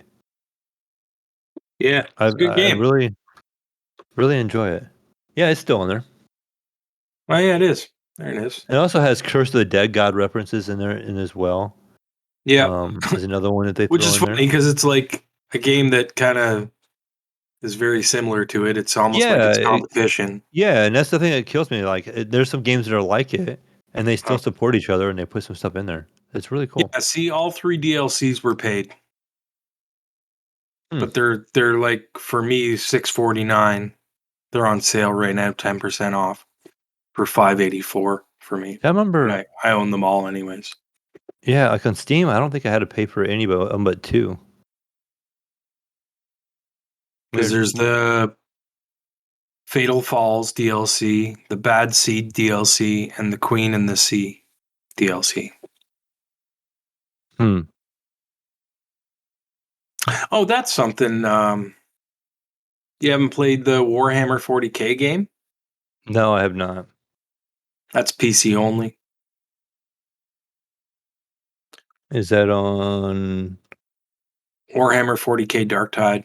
It's on Game Pass. Nice. I think Gunny started playing it. I'm downloading it now. I see they just added the Star Wars saga. It actually just popped up on mine. It wasn't there earlier when I was looking. The Star Wars Lego saga. Oh yeah, yeah. It just popped up on. I knew that was coming, but I'm still looking forward, Ryan. And we're getting really close to High on Life. I know. I can't wait. 12-12. Ooh, Yeah, I'm excited for that game. Yeah, me It's too, a man. Game Pass game, right? That's Yes. right. So, hell yeah, even more excited to play that because it's free for me. Whoa, I guess Game not Pass, free, right? the gift that keeps on giving. It's not free because I pay for Game Pass that I never use every month, but still. Hey, I'm using it now. Use for it, man. Why Battlefield, don't you play Warhammer? I literally pay for Game Pass every fucking month, and I don't. It's just like Netflix. I fucking pay for this shit, never use it. I don't know why you don't use it, man. There's a lot of good games on there. Even though Netflix though, I've been watching that Wednesday show. It's pretty good. That Wednesday. I've been hearing. I started watching that too. Yeah, it was It's all right. pretty good. I watched that, and I also watched Captain Phillips. What's that? The Captain Phillip, bro, the fucking guy who got kidnapped back in the day or whatever. The Navy SEALs shot the fucking pirates. That movie was so fucking boring. It was like 2.5 hours long, but I was like committed halfway through, and I was like, I gotta finish this movie. I gotta watch the Navy SEALs shoot these fucking crackheads. These pirates. It was a movie? Yeah, it's the movie. It's based on a true story. It's about like this captain who was captain of like this cargo ship, and like these guys took him hostage, and the Navy went out there and fucking stopped them and shot them or something. Based on a true story. Who was in that movie? Was it like a big actor? What's his name? I know who you're talking because I just saw the movie. Was it Hanks? Was it Tom? Yeah, Hanks? Tom Hanks. Yeah, it was Tom Hanks. He plays Captain Phillip. Yeah, I remember when that came out in theater. Back in 2010, I think it came out. No, 2013 it came out, it says. Oh, nice. Yeah, Tom Hanks plays the captain, and then these dudes play the pirate, and then yeah. I mean, it's based on a true story, but let me tell you, it doesn't make for a good movie. Like it's like you wait the whole movie to watch some dudes get shot in like half a second, and then the movie's over. Like, oh, Captain Phillips got rescued. Oh, and then he went back home, and the story's over. He went back home. It's like that's what the fuck, dude. I wasted 2 hours of my life watching this film. Hey man, gotta pay for Netflix, okay? Ryan told me to use it, and I'm using it. I keep my Netflix. I keep them all around. I think. Have you been keeping up with Mythic Quest, Jesus? So I've watched the first 3 episodes. I didn't watch last week's or the week. Let me tell you something. Let me tell you something about Mythic Quest. What's that, Brian? That's got a new season going? Yeah, 3. Yes, season 3. Nice. Let me tell you something about Mythic Quest. When season 3 started, I completely forgot what the fuck had happened. It's been a while. I was the exact same way. Listen, I forgot that Poppy and the main guy Ivan Broke or off. Ian. I forgot that they left Mythic Quest and started their own game company. I fucking completely forgot about that. I forgot that the game tester chicks, the chicks that are dating or whatever, I forgot that they got fired or they quit from Mythic Quest. Right, and they added those new characters, those new testers, those two guys. I forgot that the one dude. I must have missed a season. Stop spoiling shit. No, see, exactly. You watched it, but you forgot. That's what I did. No. So you don't think you watched the second season? Yeah, no, I swear I did watch the second season. I know you did. And then you're probably like us. There was things that happened the same way. You just forgot, bro. The monetization guy. You know what I bet happened? I probably fell asleep at the end. Monetization guy goes to prison. Yeah, and then he's back out of prison now, and he's like doing community service kind of work. Like he's like okay, I remember that. Okay, yeah. So he went to prison. Now he's back. He's like the janitor in Mythic Quest now. My favorite character in that whole show is the white girl. What's her name? The assistant girl? The assistant girl, the Republican. Joe. The Republican chick. The last episode I watched, did you see the one they did the girls' night out? Yeah. Where she takes him with a tank. Yeah. That was the last one I watched. But my favorite character is either Joe or the girl that handles the complaints. The one that they locked up in the basement. Like she's the HR, not the HR chick, the community manager. Yeah. So like she's in the basement. No. But in this season, she's actually in the office. She got an actual office. But then she got asked to move back down. Yeah. No, she went back down because she got pissed off that they were gonna do because they told her they were gonna start doing NFTs. NFTs, right? So she's like, I'm going back to the basement. She's like, you know what NFT stands for? And they're like, yeah, non-fungible. She's like, no fucking thank you. She's like, the gamers don't want this shit. She's like, if there's one thing gamers hate more than thank you, that's perfect. She's like, if there's anything gamers hate more than loot boxes, it's fucking NFTs. She was going up. She's like, you know what? Fuck you guys. I'm going back to the basement where I belong because you assholes are ruining my life. Yeah, she's an awesome character. Yeah, she's funny. It's funny because she's so calm and so nice.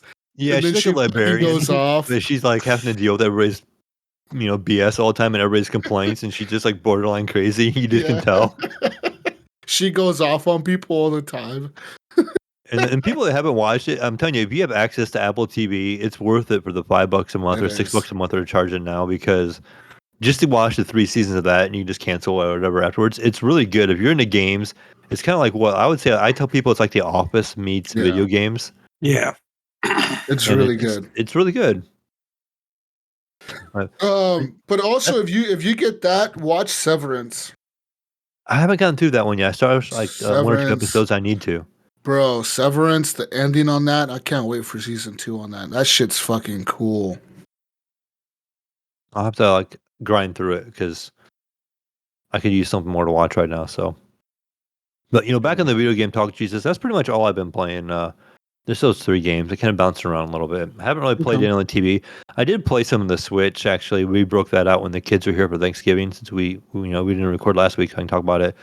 I had all the kids over, so I had 3 of them over. The oldest one was with his wife, but we did a lot of Mario Party and Mario Kart and the Switch Sports. I ended up buying that, a while back. So we did some of the bowling, and then we did a bunch of the Mario Kart. Playing 4-player, competing against each other. We did a long match of Mario Party and stuff like that. And so we just having some fun with that a little bit too. It's good. It's good family system still to hang out with. Those 4-player games or whatever, it's simple, and the fun little mini games are fun to do. And we were talking some crap, a little bit. And Mario Kart, it's typical Mario Kart. Yeah. I almost picked up all the DLC tracks so we could play them for the holiday, but we didn't. I just kind of waited. I don't know if I should go back and get them or not, because I know it's like a lot of the classic ones. Yeah. But I don't know. Okay. Yeah. That's pretty much all I've been doing. Not bad. Anyways, guys, it's news time. Wait. Before you get into the news, I gotta go. So have a good night, guys. Bye, Canadian. Thanks for having me again. Later. Yeah. Bye. Well, now that we got rid of the dead weight around here. Right. Now it's back to an American show. America, fuck yeah. America. Anyways, let's get into some news, man. It's news time. Yeah. Mayo, let's talk about some news here. I got some news for you, Mayo. Okay, good. I need to get educated. I haven't been watching the news here lately. First piece of news that I have for you is coming out of CD Projekt Red. CD Projekt Red is the makers of Cyberpunk and The Witcher. And also a little game you may or may not know called the Gwent game. It's a card game. Oh yes, I remember that little. That was a spin-off. And they made that spin-off game. Yeah. It says here that CD Projekt Red is sunsetting the support for Gwent, the Witcher card game, though they have reassured that the game will remain online for years to come. It says here Gwent will be supported with new cards and esports tournaments throughout the year of 2023, but this will end as of 2024, as the game will switch over to a community-focused approach. What is internally known as Project Gwentfinity. Okay. What the name? CD Projekt Red told IGN that a small number of developers will keep Gwent running from this point onwards, with all the remaining team members being transferred to other projects at the studio. Project Gwentfinity will see a seasonal progression system added to the game that rewards creative deck building alongside a new balancing feature that allows the community to vote for changes to balance. Though CD Projekt Red said restrictions will be in place to prevent any manipulation and any game-breaking changes. In the meantime, Gwent will see 72 cards released across all 3 expansions in April, July, and September of 2023. 2 esports tournaments will also take place, and a monthly balance changes will be implemented as normal. CD Projekt Red also says that they look to create a fully balanced pool of cards within this time frame, and will implement other features that contribute to Gwent's longevity. It says here Gwent has recently celebrated its 5-year anniversary when it entered open beta in May of 2022, but was first released in closed beta back in 2016. Wow, it's been 5 years already, That's crazy. Yeah, I cannot believe that. I've never really played it, but to think it's been out for 5 years. I tried it when it first came out, but I guess in 2016. It says here, Thronebreaker: The Witcher Tales was released as a full RPG spin-off in 2018, and a single-player standalone expansion called Gwent Rogue Mage was released earlier this year. So that's for you Gwent players and aficionados out there. I guess the community will keep the game alive. We'll see how long that goes for. You never know, man. It could become like that, like a Magic the Gathering game where like 30 years from now, people are still playing Gwent or something. I don't know. You never know. And other news, Mayo. Let's move on to some Call of Duty news here. What would the news be without Call of Duty news, right? We gotta have some Call of Duty news in there. Always have Call of Duty news. That's the rules around here.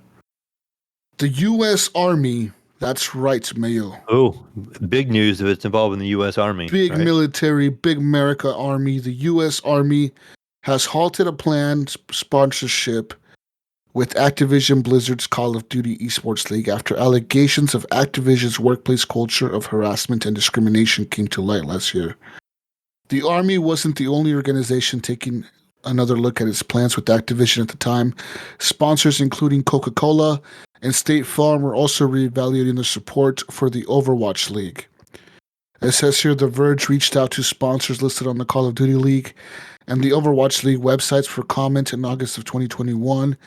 And as observed by a Kotaku reporter, Ethan Gatch, the Army appeared in the documents as part of a broader discussion about the brand reputation issue. Oh, if the Army's worried about it, you know that you're fucked. You fucked up. I mean, those guys, they hire you and they yell at you and they mistreat you and they drop you off in the middle of the desert and tell you to go fight people. And they're worried about sponsoring you. You're fucked. Right? I mean, come on now. If these guys are the ones that are worried about sponsoring you, you're fucked. Yeah, you think it'd be the little way, but the other way around. They're like, you're gonna go out there and you're gonna tough it up and you're gonna suck it up and you're gonna be a soldier in training. Little pussy boy, get out there. Not this army. This army's saying, "Nuh-uh, not in our army. We're gonna have culturally appropriate stuff." Okay. This is the new modern American army, Mayo. It's a Yes. new army. Okay, this isn't the army of the Vietnam era, okay? God damn it, you. This is the new army. This isn't the Good Morning Vietnam. No, that army doesn't exist no more, I don't think. Shout out to all the people in the army. We love you guys. I'm just fucking with you. If you're in the army, thank you for being in the army, because I'm not in the army. But I appreciate you being in the army, because that keeps us safe in America. We're very lucky. Another news, Genshin Impact is going to war, speaking of armies, against leakers. Uh-oh. Dun, dun, dun. They are who's now the biggest leaker? They're suing Discord to find the leaker's real identity. It Why looks do like they sue in Discord then? They assume Discord knows then? Discord knows. They know everything, bro. They listen to everyone. They do listen to all of us, probably. It looks like Genshin Impact publisher Cognisphere is going after one of the game's biggest leakers, as reported by Torrent Freak. Lawyers representing the company have filed a DMCA subpoena demanding that Discord provided with the real identity of the person known online as Ubacha. Ubacha is one of Genshin Impact's biggest known leakers and the best known leakers in the world, with more than 465,000 followers on Twitter. That's a lot. Okay, why don't they go after Twitter then? No, bro, no. Listen. Discord. Listen, Discord knows who Ubacha is, okay? You don't think Twitter does? Elon Musk doesn't know, bro. He's busy launching rockets into space and kicking Kanye West off of Twitter because he's saying crazy shit, okay? Like he's too busy with that. He doesn't have time. Oh, okay. He doesn't have time to go look for Ubacha. All right. It says here that they're also reliable presence on the Genshin Impact League subreddit and administer the Wangxing Funeral Parlor Discord server, which has more than 272,000 members in that Discord server. It says here that is the server where infringing content was posted, Mayo, according to the first filing. And as a result, Cognisphere lawyers are asking that Discord be ordered, quote, to disclose the identity, including the name or names, address or addresses, telephone number or telephone numbers, and email address or addresses of the user Ubacha #2719, who was responsible for posting infringing content, end quote. The second filing also notes that information obtained will only be used for the purposes of protecting the rights granted to Cognisphere under the Copyright Act. That covers a lot of ground, including legal action, which is something Cognisphere, as Miyoho, hasn't been shy about doing in the past. In September 2021, for instance, Mihoyo filed a lawsuit against Chinese video sharing platform and Twitch equivalent Bilibili in order to discover the identities of 11 different leakers. 2 months later, it sued 7 of them for 500,000 yuans. That's about $71,000 each, Mayo, in American money. Mihoyo also filed legal action in September of 2021 that forced the takedown of popular Genshin Impact wiki, Honey Hunter. This latest legal action comes less than 2 months, Mayo, after massive Genshin Impact leak revealed up to 9 months of updates planned for the game. As Games Radar noted, the leak was so big, Mayo, and wide-ranging that many prominent leakers, including Ubacha, disavowed it. That doesn't appear to have done him much good, though. Given the timing and his past history with leakers, it seems very unlikely that Cognisphere is pursuing Ubacha's real identity so it can send him a Christmas card. Discord will almost certainly comply with the request when it's received.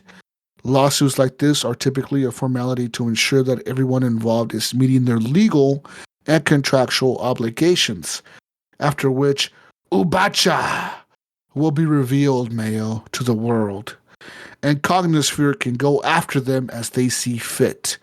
At a bare minimum, it seems likely that Ubacha's leaks will come to a halt, but a broader chilling effect on Genshin Impact leaks is another potential outcome.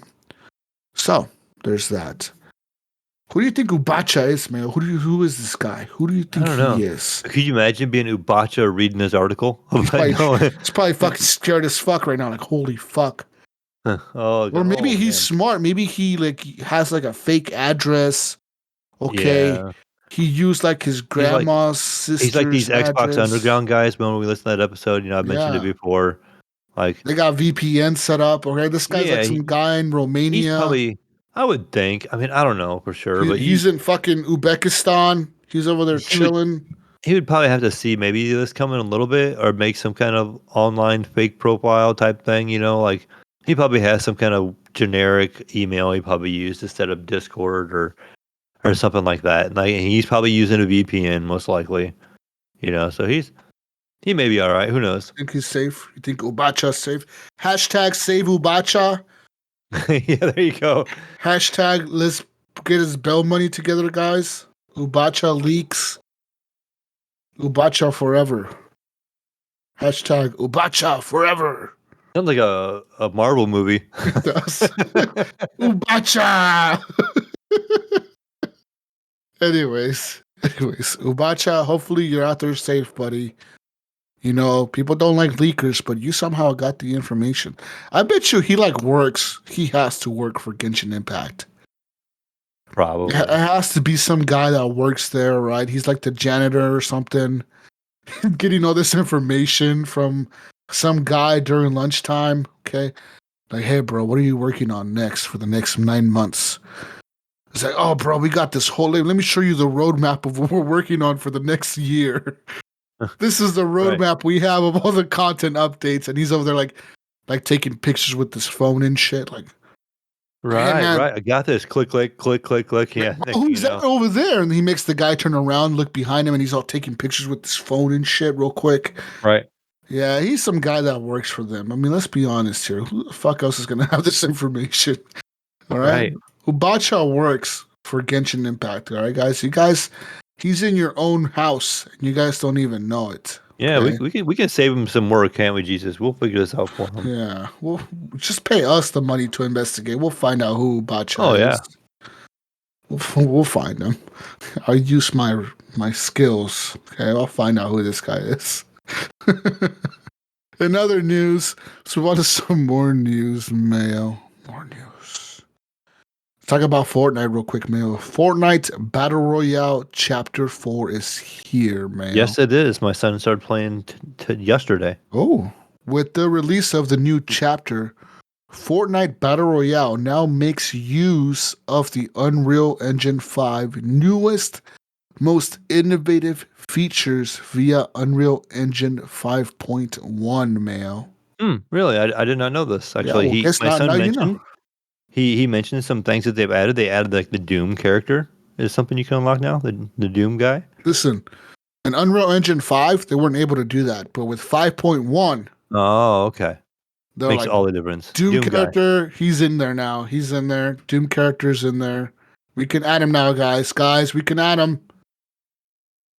Okay. Oh, he was telling me, Jesus, and this is just like all hearsay and thought and rumor. He was telling me I guess they did like a video and they were announcing all this kind of stuff with the Doom guy, and something happened and they went to a first person view, and he said speculations right now is they're going to come out with like a first person view of Fortnite. Ooh, that'll change it up. What would that do to Fortnite? More new players, bro. I would play it if it was first person. Fuck yeah. He said it would probably mess him up because he's been playing Fortnite in third person for so long.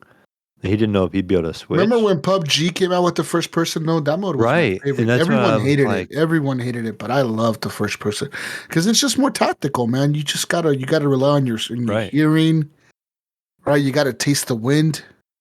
That would just be an interesting, they have like the no build mode, which is like the non-ranked. He was telling me all about it. 'Cause I was asking about it today. So he plays ranked, and it still has building. Because when I was watching him play, he was still building. And I'm like, oh, I thought, it's still an option. And he's like, yeah, when you play ranked, building is required. He's saying he's still in the ranked mode and all that. But he said if you play the non-ranked, you don't have to worry about building. You can go to the non-build mode.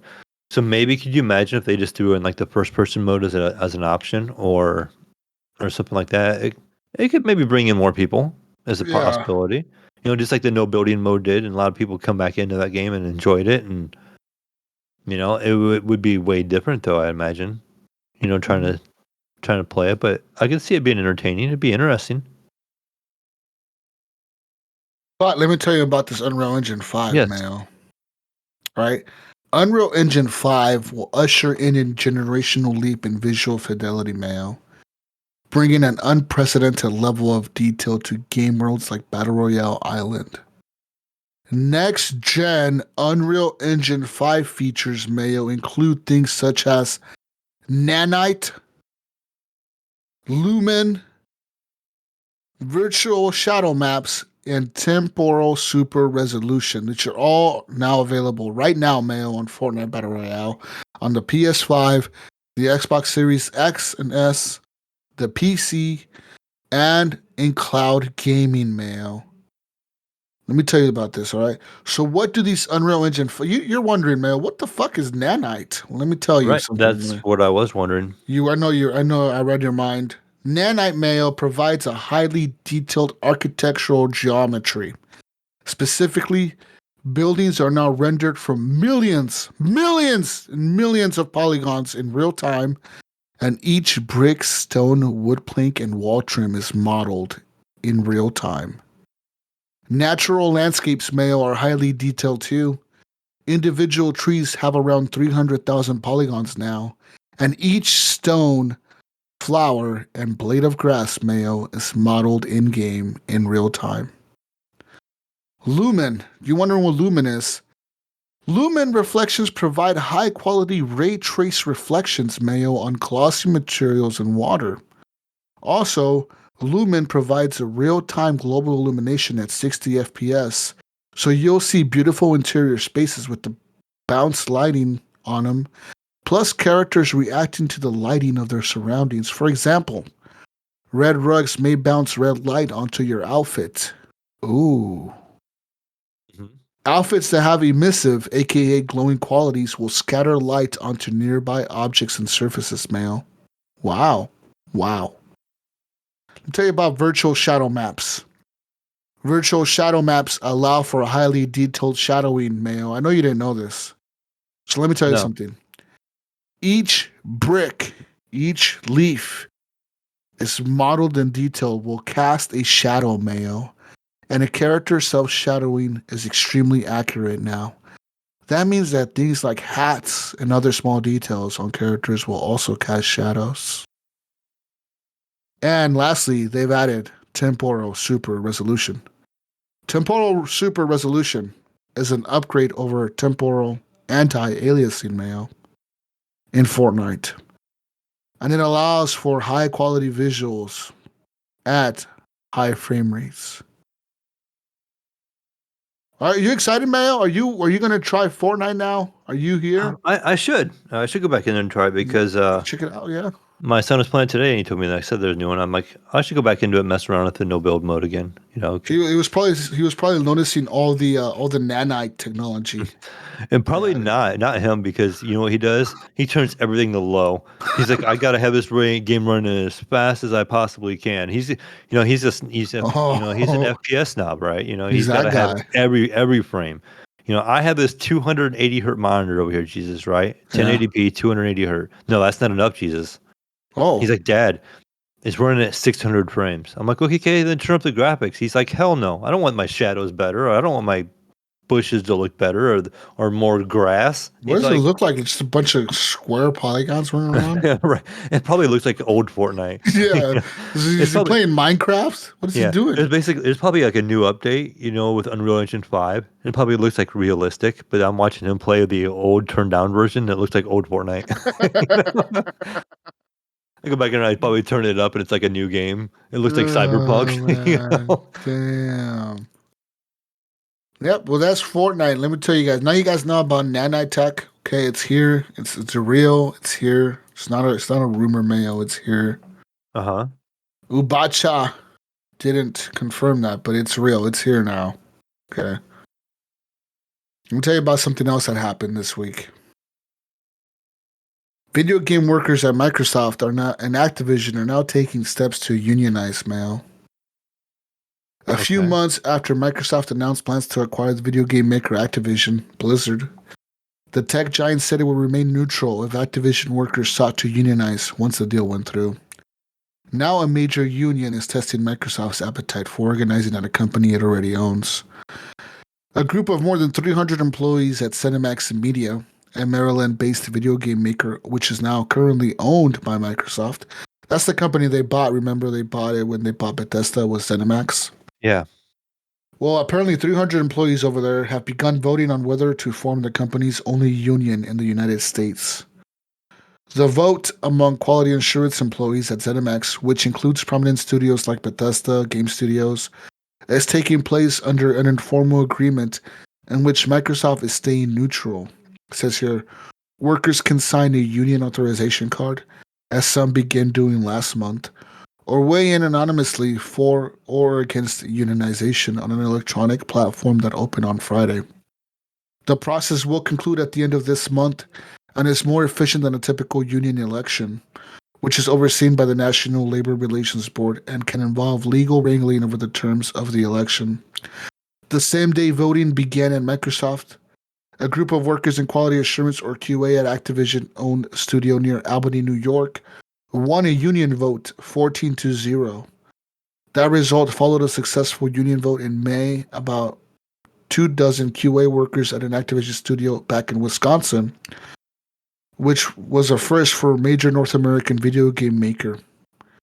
Activision's planned acquisition by Microsoft for about $70 billion is now facing antitrust review by regulators, and the organizing campaigns at both companies have been under the auspices of the Communication Workers of America, which also represents employees at telecom companies like Verizon and media companies like the New York Times.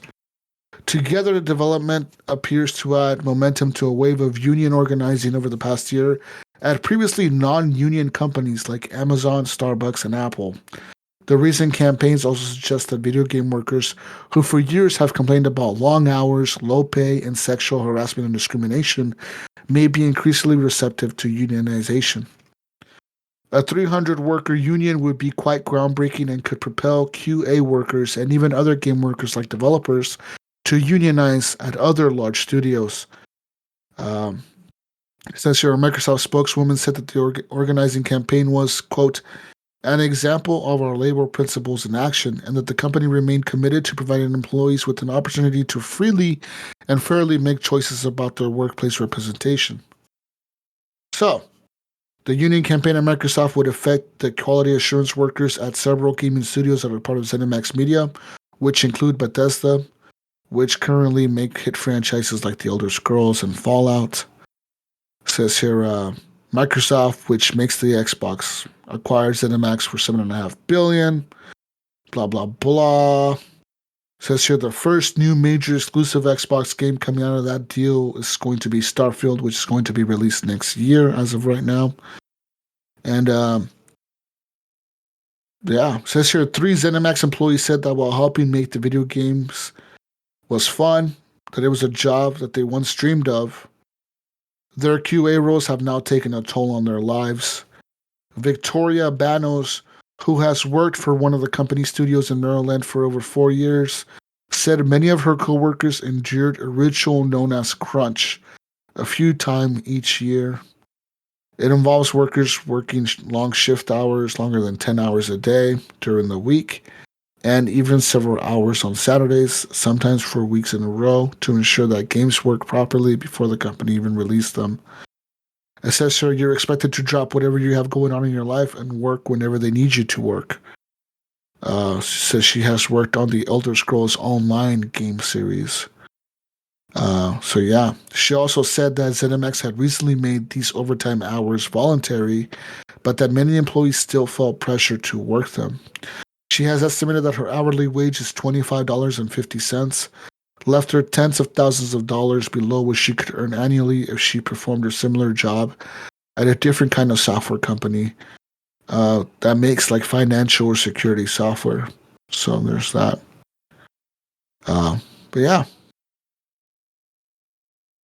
There's that. I mean, pretty much they're trying to unionize. We'll see if it goes through. Mm-hmm.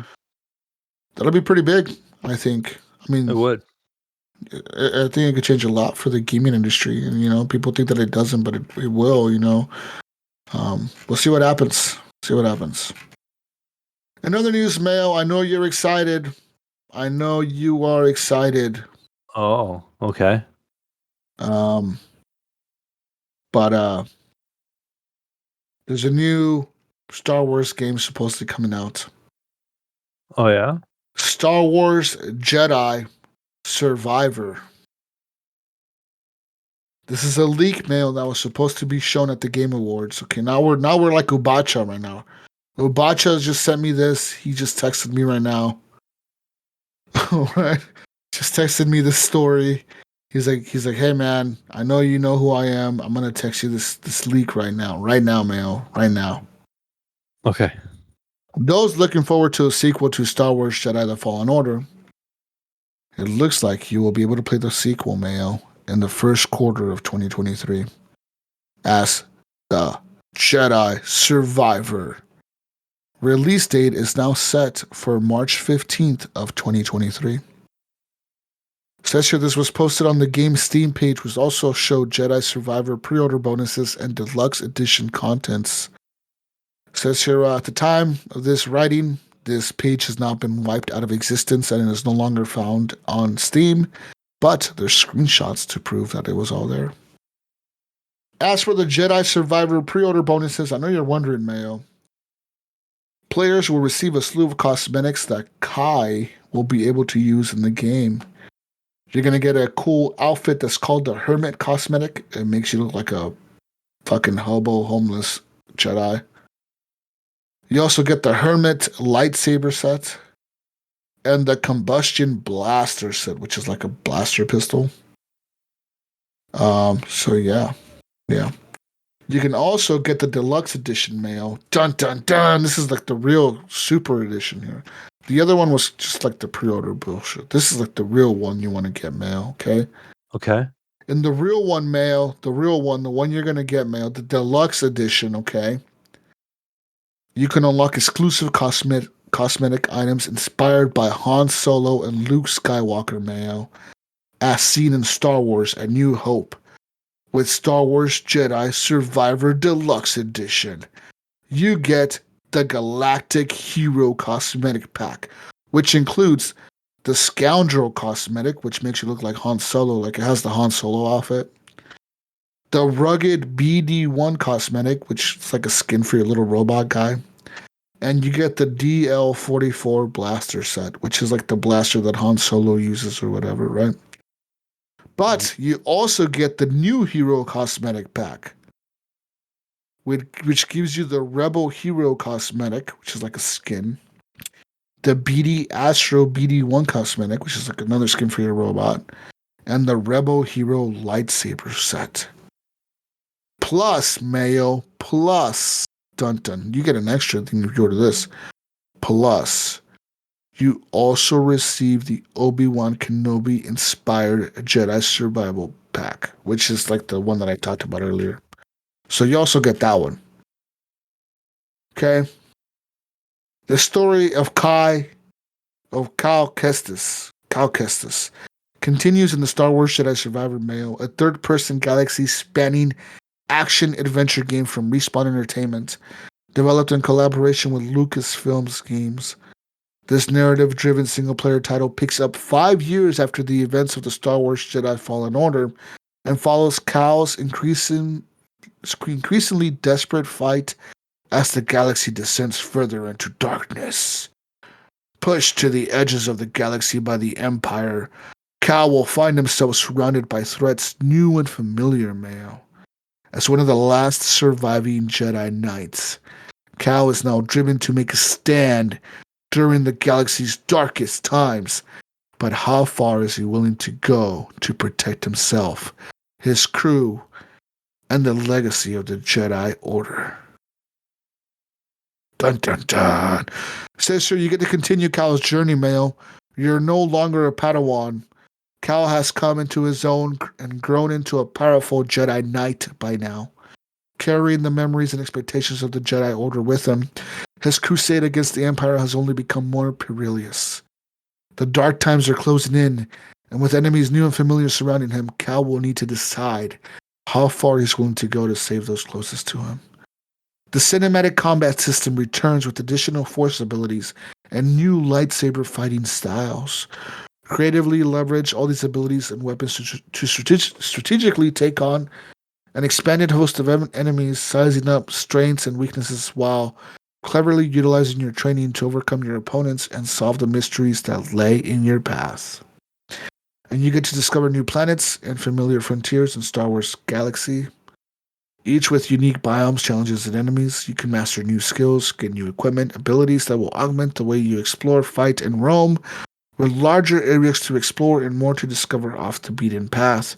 Players who adventure beyond the horizon will find hidden rewards. Dun dun dun! Dun dun dun! More Star Wars! Yeah! Yeah. Woo! Star Wars games are fun. That game was fun. Yeah. I'm excited for that game. Yeah, definitely. More news, Mayo. Let's move on here.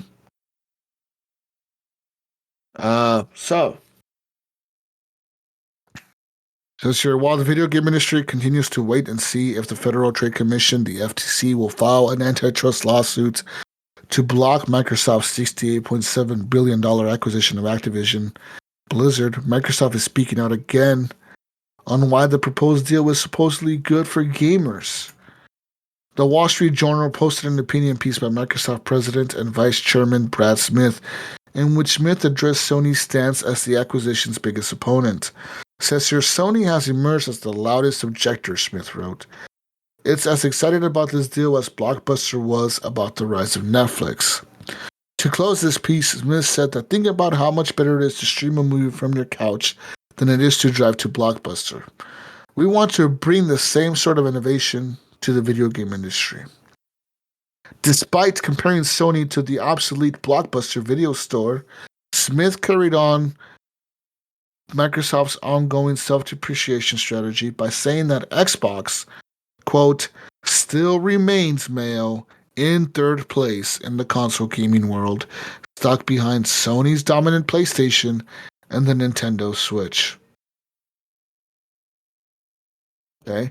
They also said that Microsoft said that Xbox does not have enough games, right? They don't have enough games, Mayo. Right. Everybody says Microsoft doesn't have the games, remember. They don't have enough games. Even the president said this, Mayo. He said, look, man, Xbox doesn't have enough games to draw players to subscribe to Xbox Game Pass. And once again, they reiterated that Microsoft's plans to keep Call of Duty a multi-platform franchise. They said, quote, to get subscribers to this service, Microsoft needs a full library of popular games, and as things stands right now, we simply don't have enough. Okay, we just don't have enough. So, Microsoft is still talking shit. They want this deal to go through. They're like, oh, look at us. We're poor us. We're poor little Microsoft. Poor little, Mayo. I'm poor little Jesus over here with my... How will they ever make any money? Yeah, oh man. Poor me with this new monitor. It's just so hard. Right? It's rough. I get it. Like, oh no, it's so sad. Oh, poor little Microsoft, not those guys. Speaking of poor little Microsoft, Mayo, these guys are not so little apparently, huh? Microsoft has now confirmed, Mayo. Let me tell you something, Mayo. You're going to be shocked about this, Mayo. Remember how everyone gave shit to Sony about this? Uh-huh. Microsoft has now confirmed they plan to raise the prices of major first-party Xbox Series X and S releases to $70 beginning next year. Uh-oh. Starting next year, Forza Motorsport, Redfall, and Starfield will cost Xbox gamers on the new consoles $69.99 at launch in the United States. Says here, the price reflects the content, the scale, and technical complexity of these titles. As with all games developed by our teams at Xbox, they will be available with Game Pass the same day they launch. So yeah, In August of 2020, Take-Two's NBA 2K21 became the first current-gen game to be priced at $70. Other companies follow suit, including Activision, Sony, EA, and Square Enix, with the Final Fantasy publisher even bringing the increased price point to some of its PC games. More recently, in September, Assassin's Creed publisher Ubisoft said $70 will also be the normal price for their games and their major releases moving forward. While Microsoft has yet to release a $70 game, its first-party release lineup has been relatively bare since the Xbox Series X and S and PS5 launched back in November of 2020. It says here, gaming can be an expensive hobby, and I see certain platforms going to, in the United States, pricing for $70 for games, Xbox Phil Spencer said last month. The consoles are $500 in the US pricing, and I think that's the heavy investment for people who aren't playing games every day. Kind of for the more casual players or the family that's balancing many things. Well, that's what they said back then, Mayo. But what about now, Mayo? You lied, Phil Spencer. You said, "Oh no, man, oh no." Now it's okay. Now we can do it. We got enough people on the council now. We're okay. Listen, apparently now the families don't matter, huh, Phil? Right. Well, they got enough families playing or owning an Xbox now. Maybe the families don't matter anymore, Phil. Is that what it is? What a shame. What a shame, man. Yeah. Can you imagine having to pay $70 for a game? No, I mean, we've been lucky for a long time, really. I mean, they haven't changed much in price, and I get it. But they better at least give us some good content for $70, right? Hopefully. We'll see. And no broken-ass games that have locked frame rates and sturgeon frames, maybe. Then I won't care. Then I'll pay $70.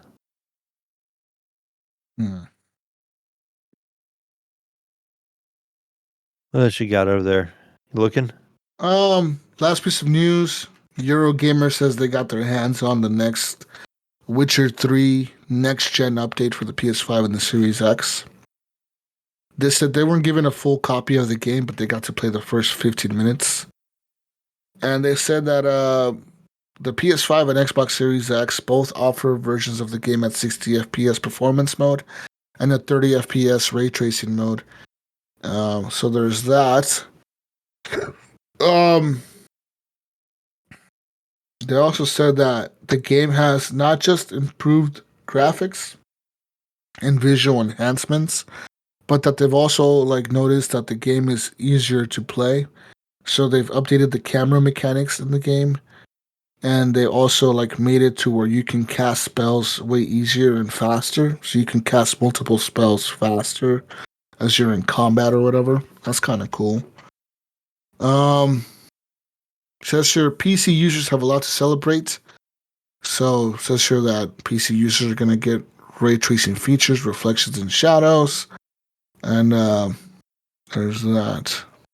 Yeah. So there's that. And you can play this, like I said, on the consoles with ray tracing at 30 or at 60 FPS without ray tracing. Yeah. The Witcher, it's coming again. Again, Mayo. Though the second time. Again. Third, fourth time. I don't know. It's more than Jesus. I don't know. I sent the link. I don't know if you've seen this yet or not. Sorry, I just got distracted. There's Nintendo news about this Smash World Tour. I don't know if you know much about it or not. I guess all the streamers are talking about this. And so something to do with Nintendo, they canceled the Smash World Tour, and the organizers are accusing Panda Global of sabotage. And I guess they're having some kind of response as well. Just the article is saying that the organizers of the Smash World Tour, a grass sports Super Smash esports competition, says Nintendo has shut down the next two events. It also alleges that Panda Global, Nintendo's chosen partner for the first official Smash Bros. Tournament, had a hand in this closure. So like they think it has something to do with this Panda Global has something to do with shutting down these other tournaments. And this is both the 2022 Smash World Championship, which was due to run from December 9th to 11th in San Antonio, Texas. And 2023 Smash World Championship has been canceled. The team said it is still working on logistics, but plans to issue full refunds to help with travel arrangements for those affected. It says the team claims it was told by Nintendo that SWT would no longer operate and the shutdown would come without any warning. They also claim that the decision was especially shocking given the ongoing conversation and reassurances that it had received from Nintendo over the past year. The Smash World Tour said that it's hard to measure for the number of organizers, competitions, and fans that would be affected, but they claim it will be losing hundreds and thousands of dollars due to Nintendo's actions. So there's some kind of like Nintendo is shutting down this like tournaments that they're doing, and they're having like this he said she said stuff with Panda Global, and I guess supposed to be more coming out down the road here, but yeah. So I'm not really sure a whole lot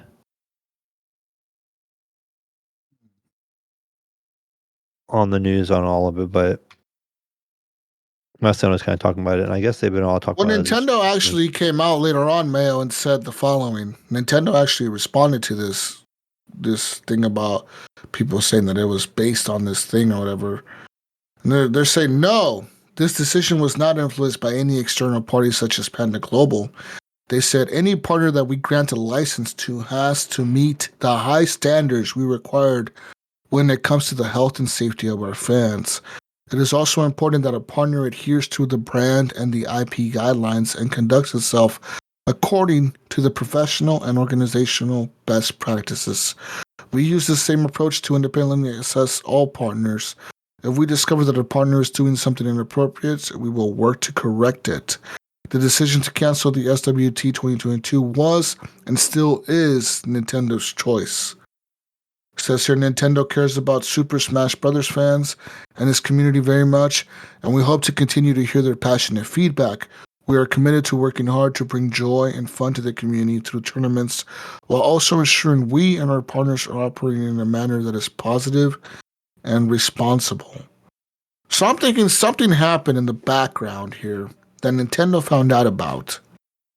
Whoever was organizing this thing did something, right? And Nintendo was like, no, motherfuckers. You ain't getting away with that shit. Nope, you're not doing it. Fuck you. Nope, nope, nope. What do you think they did? I'm thinking they like, I don't know, man. Something had to do something probably with money. Yeah, you know Nintendo, they like their money.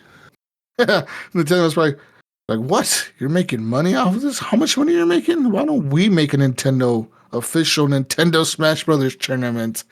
Why the fuck do we have you guys doing this shit? We could make a tournament. Next week, Nintendo's going to be like, hey, guys, we have the Nintendo Smash World tournament. Yeah. Right. Come play it through us, officially. Nintendo. We'll set it up. You pay us to join the tournament. I can see that happening. I'm not even like joking. I think that could probably happen. Yeah, I just know there's supposed to be a lot more coming out about it. I guess the Panda Global has not made an official statement or saying stuff too, and they said some more proof will come out or something like that. So I don't know. It's just weird.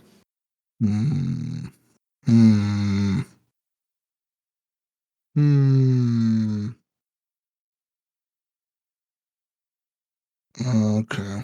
Well, that's all I have for news, man. There's just really nothing else for news. Big news this week, I guess, is the whatchamacallit, the video game awards. It's this Thursday, Mayo.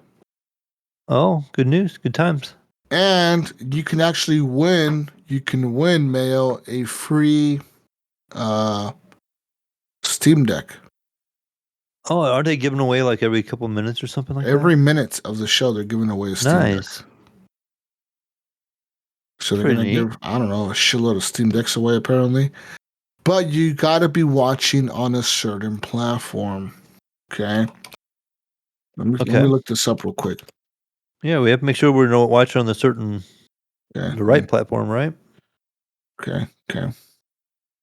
Valve is giving away a Steam Deck, Mayo, every minute during the Game Awards. Okay. That's right. Every minute, Mayo. Okay.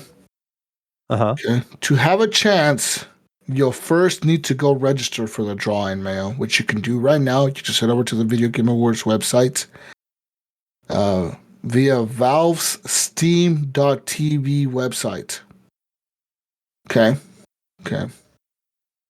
So, yeah. And there's extra rules. And let's look at the extra rules here. Extra rules. Game Awards. Now, okay. How the giveaway will work. You must register to enter the drawing. And must be watching the Game Awards on Steam to be eligible to win. To register, Mail, you must be in the United States, the Canada, or the United Kingdom, or the European Union, and you must have made a purchase on Steam between November 14th of 2021 and November 14th of 2022 to verify your country. Your account must be in good standing, and you must not have a limited account. On December 8th, when the Game Awards airs, every minute a random name will be drawn from a pool of registrants currently watching the show on Steam. And so there's that, and they're going to be streaming the Game Awards at steam.tv, and the winner will be announced in a chat as each drawing takes place. I don't know. That's it. That's all you have. Well, you know what? I'm going to sign up right now with my Steam account. Yeah, why wouldn't you? I mean, I'll sign up. Steam account. Use the Steam mobile app to sign in. Okay. How do I do this? Steam. Oh, QR code. No, scan QR code. There we go. This needs access to the camera. Oh, see, there you go. Come on, Jesus, get this right. Steam. I'm gonna get this, guys. I'm gonna get in here. Access to my camera activated. It's gonna be worth it, Jesus, when you get a Steam Deck. I'm gonna get a Steam Deck for free. Okay, hold on. Steam there. Okay. Access and boom. You scan the QR code to sign into Steam as Jesus Walks a Lot. Remember my password. Sign into Steam. Okay. Oh, okay. I'm signed in. You're registered, Jesus. Okay. I'm in, Mail. It's in. I'm in. Good deal. I'm official. All right. They're going to be giving away a 512 gigabyte Steam Deck every minute. That's how easy it was, people. I did it live on the show. That's how easy it was to sign up. It kind of sucks that you have to be like a Steam user to win this. Like, imagine how many people are signing up. I mean, you gotta be a Steam user to have a Steam Deck, right? I get, but I mean, maybe some console gamers want a free Steam Deck. I don't know. I guess. I mean, I don't know. We'll see. I don't know. But yeah. Nice. Yeah. I'm excited. Are you excited for the Game Awards? I'm excited. You know what? Yeah. Because you know why I'm excited for it? Because I'm excited because everyone gets fucking hyped and everyone's excited and everyone's watching trailers and we're all in the chat rooms. We're all chatting. I'm texting you. I'm texting Gunny. I'm texting Iams. I'm texting Brink. You know, we're all fucking chilling. We're all watching this shit, you know, even though we're like not together, but we're all watching it at the same time. We're all talking about it, you know. It's fucking hype, bro. It's like E3, you know. But we haven't had E3 for a while because of fucking COVID. But now, like this is like the E3, right? Like this is like the next closest. It is. It's what we can all interact with each other and kind of talk about, and everyone's talking about trailers, and it's like yeah, like it's like gamers, right? Like Ryan over there, like fucking dirty Ryan with his Xbox. You know, he doesn't like the PlayStation guys. You know, he doesn't like them. He hates all the PlayStation. Oh, I know, He right? he We gotta hates be all careful the around Ryan. We studios. can't say Yeah. anything good about Sony. You know, the next thing I know, he doesn't Yeah. talk to me for 3 months. You know. If you walk around Ryan with the PlayStation shirt on, that dude's gonna like Ooh. deck you. He's gonna just like punch you like you're fucked. You're He's gonna do to one of us like I did to Evan, right? Like, you yeah. know, next thing you know, you got a Next thing you broken know, ankle. broken ankle. You're living in Ohio for a year. You don't even know what's happening anymore. Oh, yeah, he's adapting over here, Jesus. The Yeah. other day he left, right? I Mhm. woke up and he was gone, like Sunday morning, and he's usually not gone. I'm like, oh, I wonder what Evan's out and Wow. about. I wonder, you know. Wow. And he comes back home later on. And I'm like, oh, you know, you were out. I was kind of surprised. He's like, yeah, because I went disc golfing. I'm like, disc golf. This And what? I'm like, it was probably a little cold, wasn't it? He's like, yeah. He's like, it was like 27 degrees. And I just laughed at him. I'm like, Evan's out there disc golfing now. right. I'm like, okay. He's been going to do some golfing. Evan went from a hardcore West Coast Compton living gangster rapper to disc golfing. Yes, he is. He is disc golfing, and he's out here enjoying Ohio life. Jesus, I'm telling you. Wow, Evan, what's happened to you? The fuck's happened to Evan? Evan's not even himself anymore. What the hell? No, this is a whole new Evan. This is the Ohio Evan. You His know, name is Edward now. yeah. He changed his name to Edward. It's not Evan anymore. I mean, what the hell happened to you, Evan? What the fuck's going on, man? Oh man, that's something else. I don't even know how to react to that. I don't even know what to say. He was happy he got back. You know, he did a Washington D.C. trip. He was gone for Thanksgiving, Mhm. and he come back and he's been playing some Call of Duty. He got behind his brother a little bit, so he's playing catch up. But he's been getting his Call of Duty time in. So Okay. and he's over playing the new Pokemon quite a bit too. So All right, not bad. I guess, Evan. I don't know. Starting to question this whole thing. I mean, it's been like months. It was supposed to be like a month thing. right. It's been like a half a year now, man. Literally. I mean, is Evan ever gonna go home? Is he like your new roommate now? Does he just live with you now? He pretty much is. Like I pretty much have to put him on the lease now. He's been here for so long. So Fucking Evan's been there. He might as well just move in, run a credit check. Evan, we're moving you in. That's fucking nuts, dude. That is, see, like, what other podcast would have a host that'll let you move in with them? What other no other podcast would do that. right. This is the only video game podcast that has had a listener move in with the host. I'm calling it right now. I haven't heard of another video game podcast doing this. This is unique.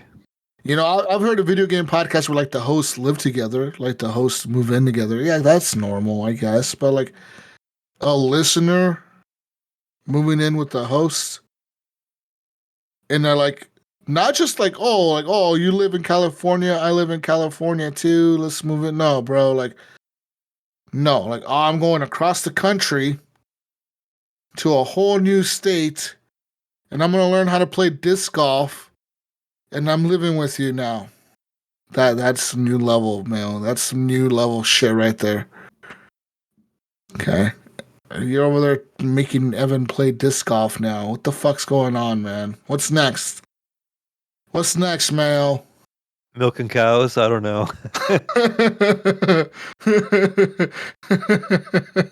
We gotta teach me how to drive a combine tractor or something Yeah, over here. he's gonna be out there. Oh, the other day I woke up and man, Evan came back. He was wearing overalls and He raised the barn yesterday, and he said he came back wearing a straw hat and some overalls. Said he was out there working the fields, plowing them fields. If you know what I mean. Mm-hmm. Mhm. Yeah, I mean. the least he could do, Jesus, is he's actually flying back home for Christmas, right? Okay, yeah. He could at least take me with him, right? I know, right? Wow, what a dick, Evan. What a dick. You could at least invite Mayo. He's part of your family now, right? Right. I mean, we're Just look practically over. roommates, you know. We practically live together. You guys are like brothers now. Just invite him over. He's part of the family, Evan. Just when they ask who the fuck is this white guy here in this table, be like, oh, this is my brother. This is my brother from Ohio, Mayo. Right. Yeah. That's I mean, I've met his mom before. I'm part of the family now. Yeah, you're cool, man. So it's all good, you know? I can get out of this cold weather for like a couple of days, you know? It would be hot for you, I think, if you went to California. You think you would think that it's hot. No, I mean, it wouldn't be really hot. It would be like in the 50s, 60s, but that's cold to California, you know? Right. But for you, it would be like, man, this is warm. This is great. I'd be running around in the t-shirt. Yeah, like, this is amazing weather. I love this shit. I've had that happen before when I went to Florida, where I would go to like in the winter. You fly down to Florida and it's like warm there. And everybody's dressed in like jackets and stuff. And they're complaining about how cold it is. And it's like 55. And I'm running around in t-shirt and shorts. And they're like, "You're not from here, are you?" You're like, "How'd you guess?" Yeah, no, yeah. Well, we'll see what happens there with Evan. The Evan saga continues in Ohio. It does. We thought it would be over by now. Everyone thought. Like people are listening. Like, what the fuck? Evan's still there? Yeah. Yeah. Evan's still there. Evan's still there. Hashtag. His name is Edward now. Right. Evan. Oh, shit. Anyways, that's all I have. What the fuck are we supposed to talk about now? Do we have something to do here? I don't know. I'm not sure about the console corner. I don't think Gunny updated any of this stuff. Let me tell you something about console corner. Games with gold. That's what Gunny does. Games with gold. New games with gold for December, Mayo. Okay. Uh-huh. From the 1st to the 31st, all month, you can get a game called Cold Canyon. That's right, brother. Cold Canyon. That's a $14.99 value. Ooh. And also, from December 16th through January 15th, you can pick up a title called Bladed Fury. Bladed Fury. That's right. Let's look at PS Plus games. PS Plus games. Claim your free PS Plus games. 3 new games. Okay. 3 new PS Plus games, Mayo. I know you're excited for these. Uh-huh. Okay. Yeah. You can now, if you have a PS Plus membership, you can pick up Ghostwire Tokyo. The Lego Star Not a bad game.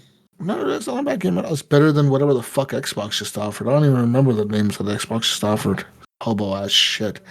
With their little hobo ass, no game having ass, $70 billion acquiring ass studios over there. Those hobos. The Lego Star Wars Skywalker Saga is available for the PlayStation people. And Sniper Elite 5, Mayo. Sniper Elite 5. Sniper Elite 5. I played a little bit on the Game Pass. Yeah. Is that it? You want to know what the Epic games are? Sure. I mean, they kind of pop up on our Discord, but I still don't pay attention to it. Okay, now let me tell you something. There's a Discord machine that tells you the free games. Okay. Yes, on our server. Yes. Yes, there is a Discord. Okay, today or the 1st, free until the 8th. So that's until Wednesday or Thursday, the day of the Game Awards. You can get a game called RPG in a Box. Huh. Okay. RPG in a Box. Also, pick up another game called Fort Triumph. Fort Triumph. And, yeah. So there's that. Free, I guess. I mean, do you know how many games I have on? I have a shitload of games on Epic that I've never even Yeah, I know, right? I just have them. I'm like, What is Just this claim 'em. shit? What is this? What the fuck? Like the only time I go to Epic is to play Chivalry 2. Yeah, there you go. That's the only game I go because I bought it on there or whatever when it first came out.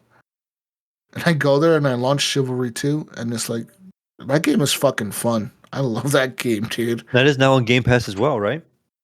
What? No way. Yeah, I'm pretty sure. What? No, I am. it's not. I am almost 100% sure. You're full of shit. Let me check. I'm confirming you. Oh wow. Wow. Wow, who's full of shit? Huh? Okay. You're amazed, aren't you? Chivalry 2 is on Game Pass. Check it out, guys. People that haven't played it, good That game. game is fucking awesome. That game is cool as fuck. Go play Chivalry 2.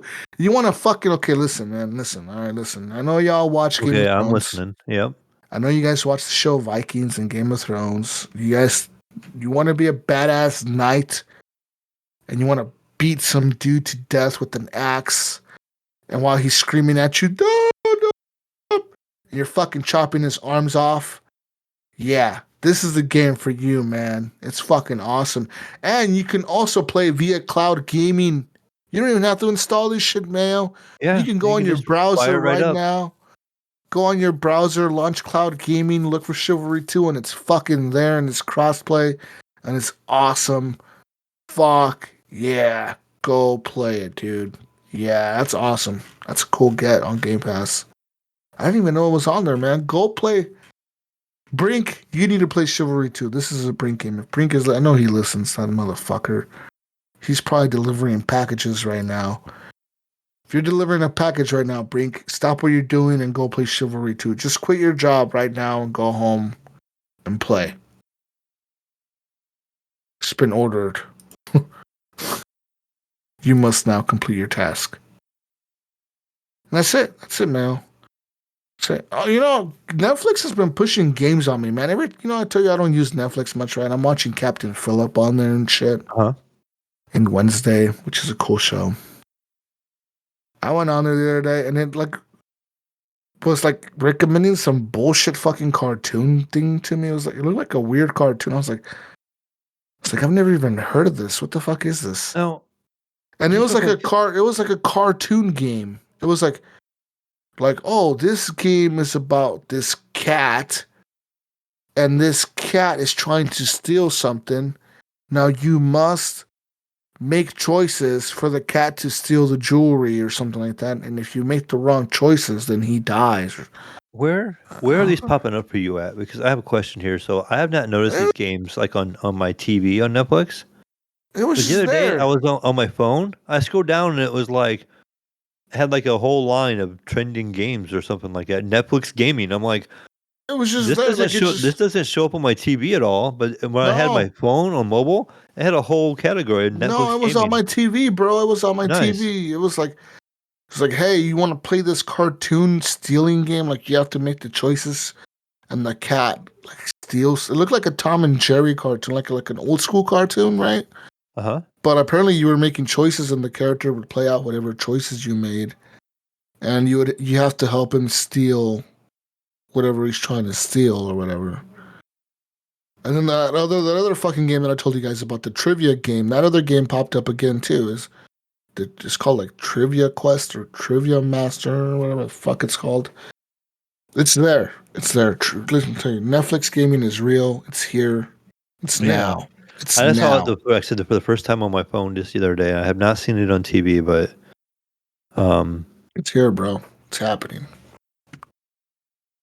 It's happening now. You don't even know there was a couple games in there that were pretty decent. I can't remember what it was, but I was like, okay. Oh yeah, there's a mobile games section. I guess I just opened my Netflix and it shows. What? There's Cat and Soup Simulation. Yeah. There is Reigns, Three Kingdoms. Yeah, there's like the SpongeBob game on here. SpongeBob Get Cooking. Ooh. There's Exploding Kittens, Jesus. Oh, Into the Breach. That was an old PC game from the makers of Faster Than Light. So there's some games on here that kind of show up. But yeah, it's on my phone. It's literally titled. I don't know if you can see it. I'll put up on our cameras. I know you listeners can't see, Yeah. but it's titled Mobile Games. That's pretty cool. And that's cool. I thought you were holding up an iPad at first. I forgot. Oh, my phone, because I have it open. Yeah, I was like, I forgot your phone is like that big phone. The folding phone. Yes, the Fold Fancy. 4. It's been really good to me, actually. I haven't had any issues with it at all, so it's been nice. That's cool, man. But yeah, what do you think Gunny's doing right now? What happens when you have the Rona 3.0? I don't know. Do you think he's man. sleeping? Do you think he's gaming? Should we check Discord to see if there's any activity? Let's see. Let's see if there's any activity. You think he's playing hooky? That motherfucker gaming right now. I swear if he is, he's off the show for good. Where the fuck is he? Oh, it says he's offline. Okay, all right. We'll let him by this time, right? He gets past. All right, he probably hit himself. He's like, I gotta make sure my shit says I'm offline. These guys are gonna check. He went offline. Yeah, he went off. He does the Brink does that shit all the time. He'll be playing fucking Barbie Simulator and he'll be offline so no one can see him. Right, but he doesn't know it shows on Steam, right? It says recent activity. Yeah. We see Brink playing Barbie Simulator Universe. Brink recently played 73 hours of this game, and he talks all this shit about how he doesn't like fucking games, and then all those adult games he's playing on there too in secret. Yeah. You know, Brinks added this to his wish list. What the fuck? Oh, good times.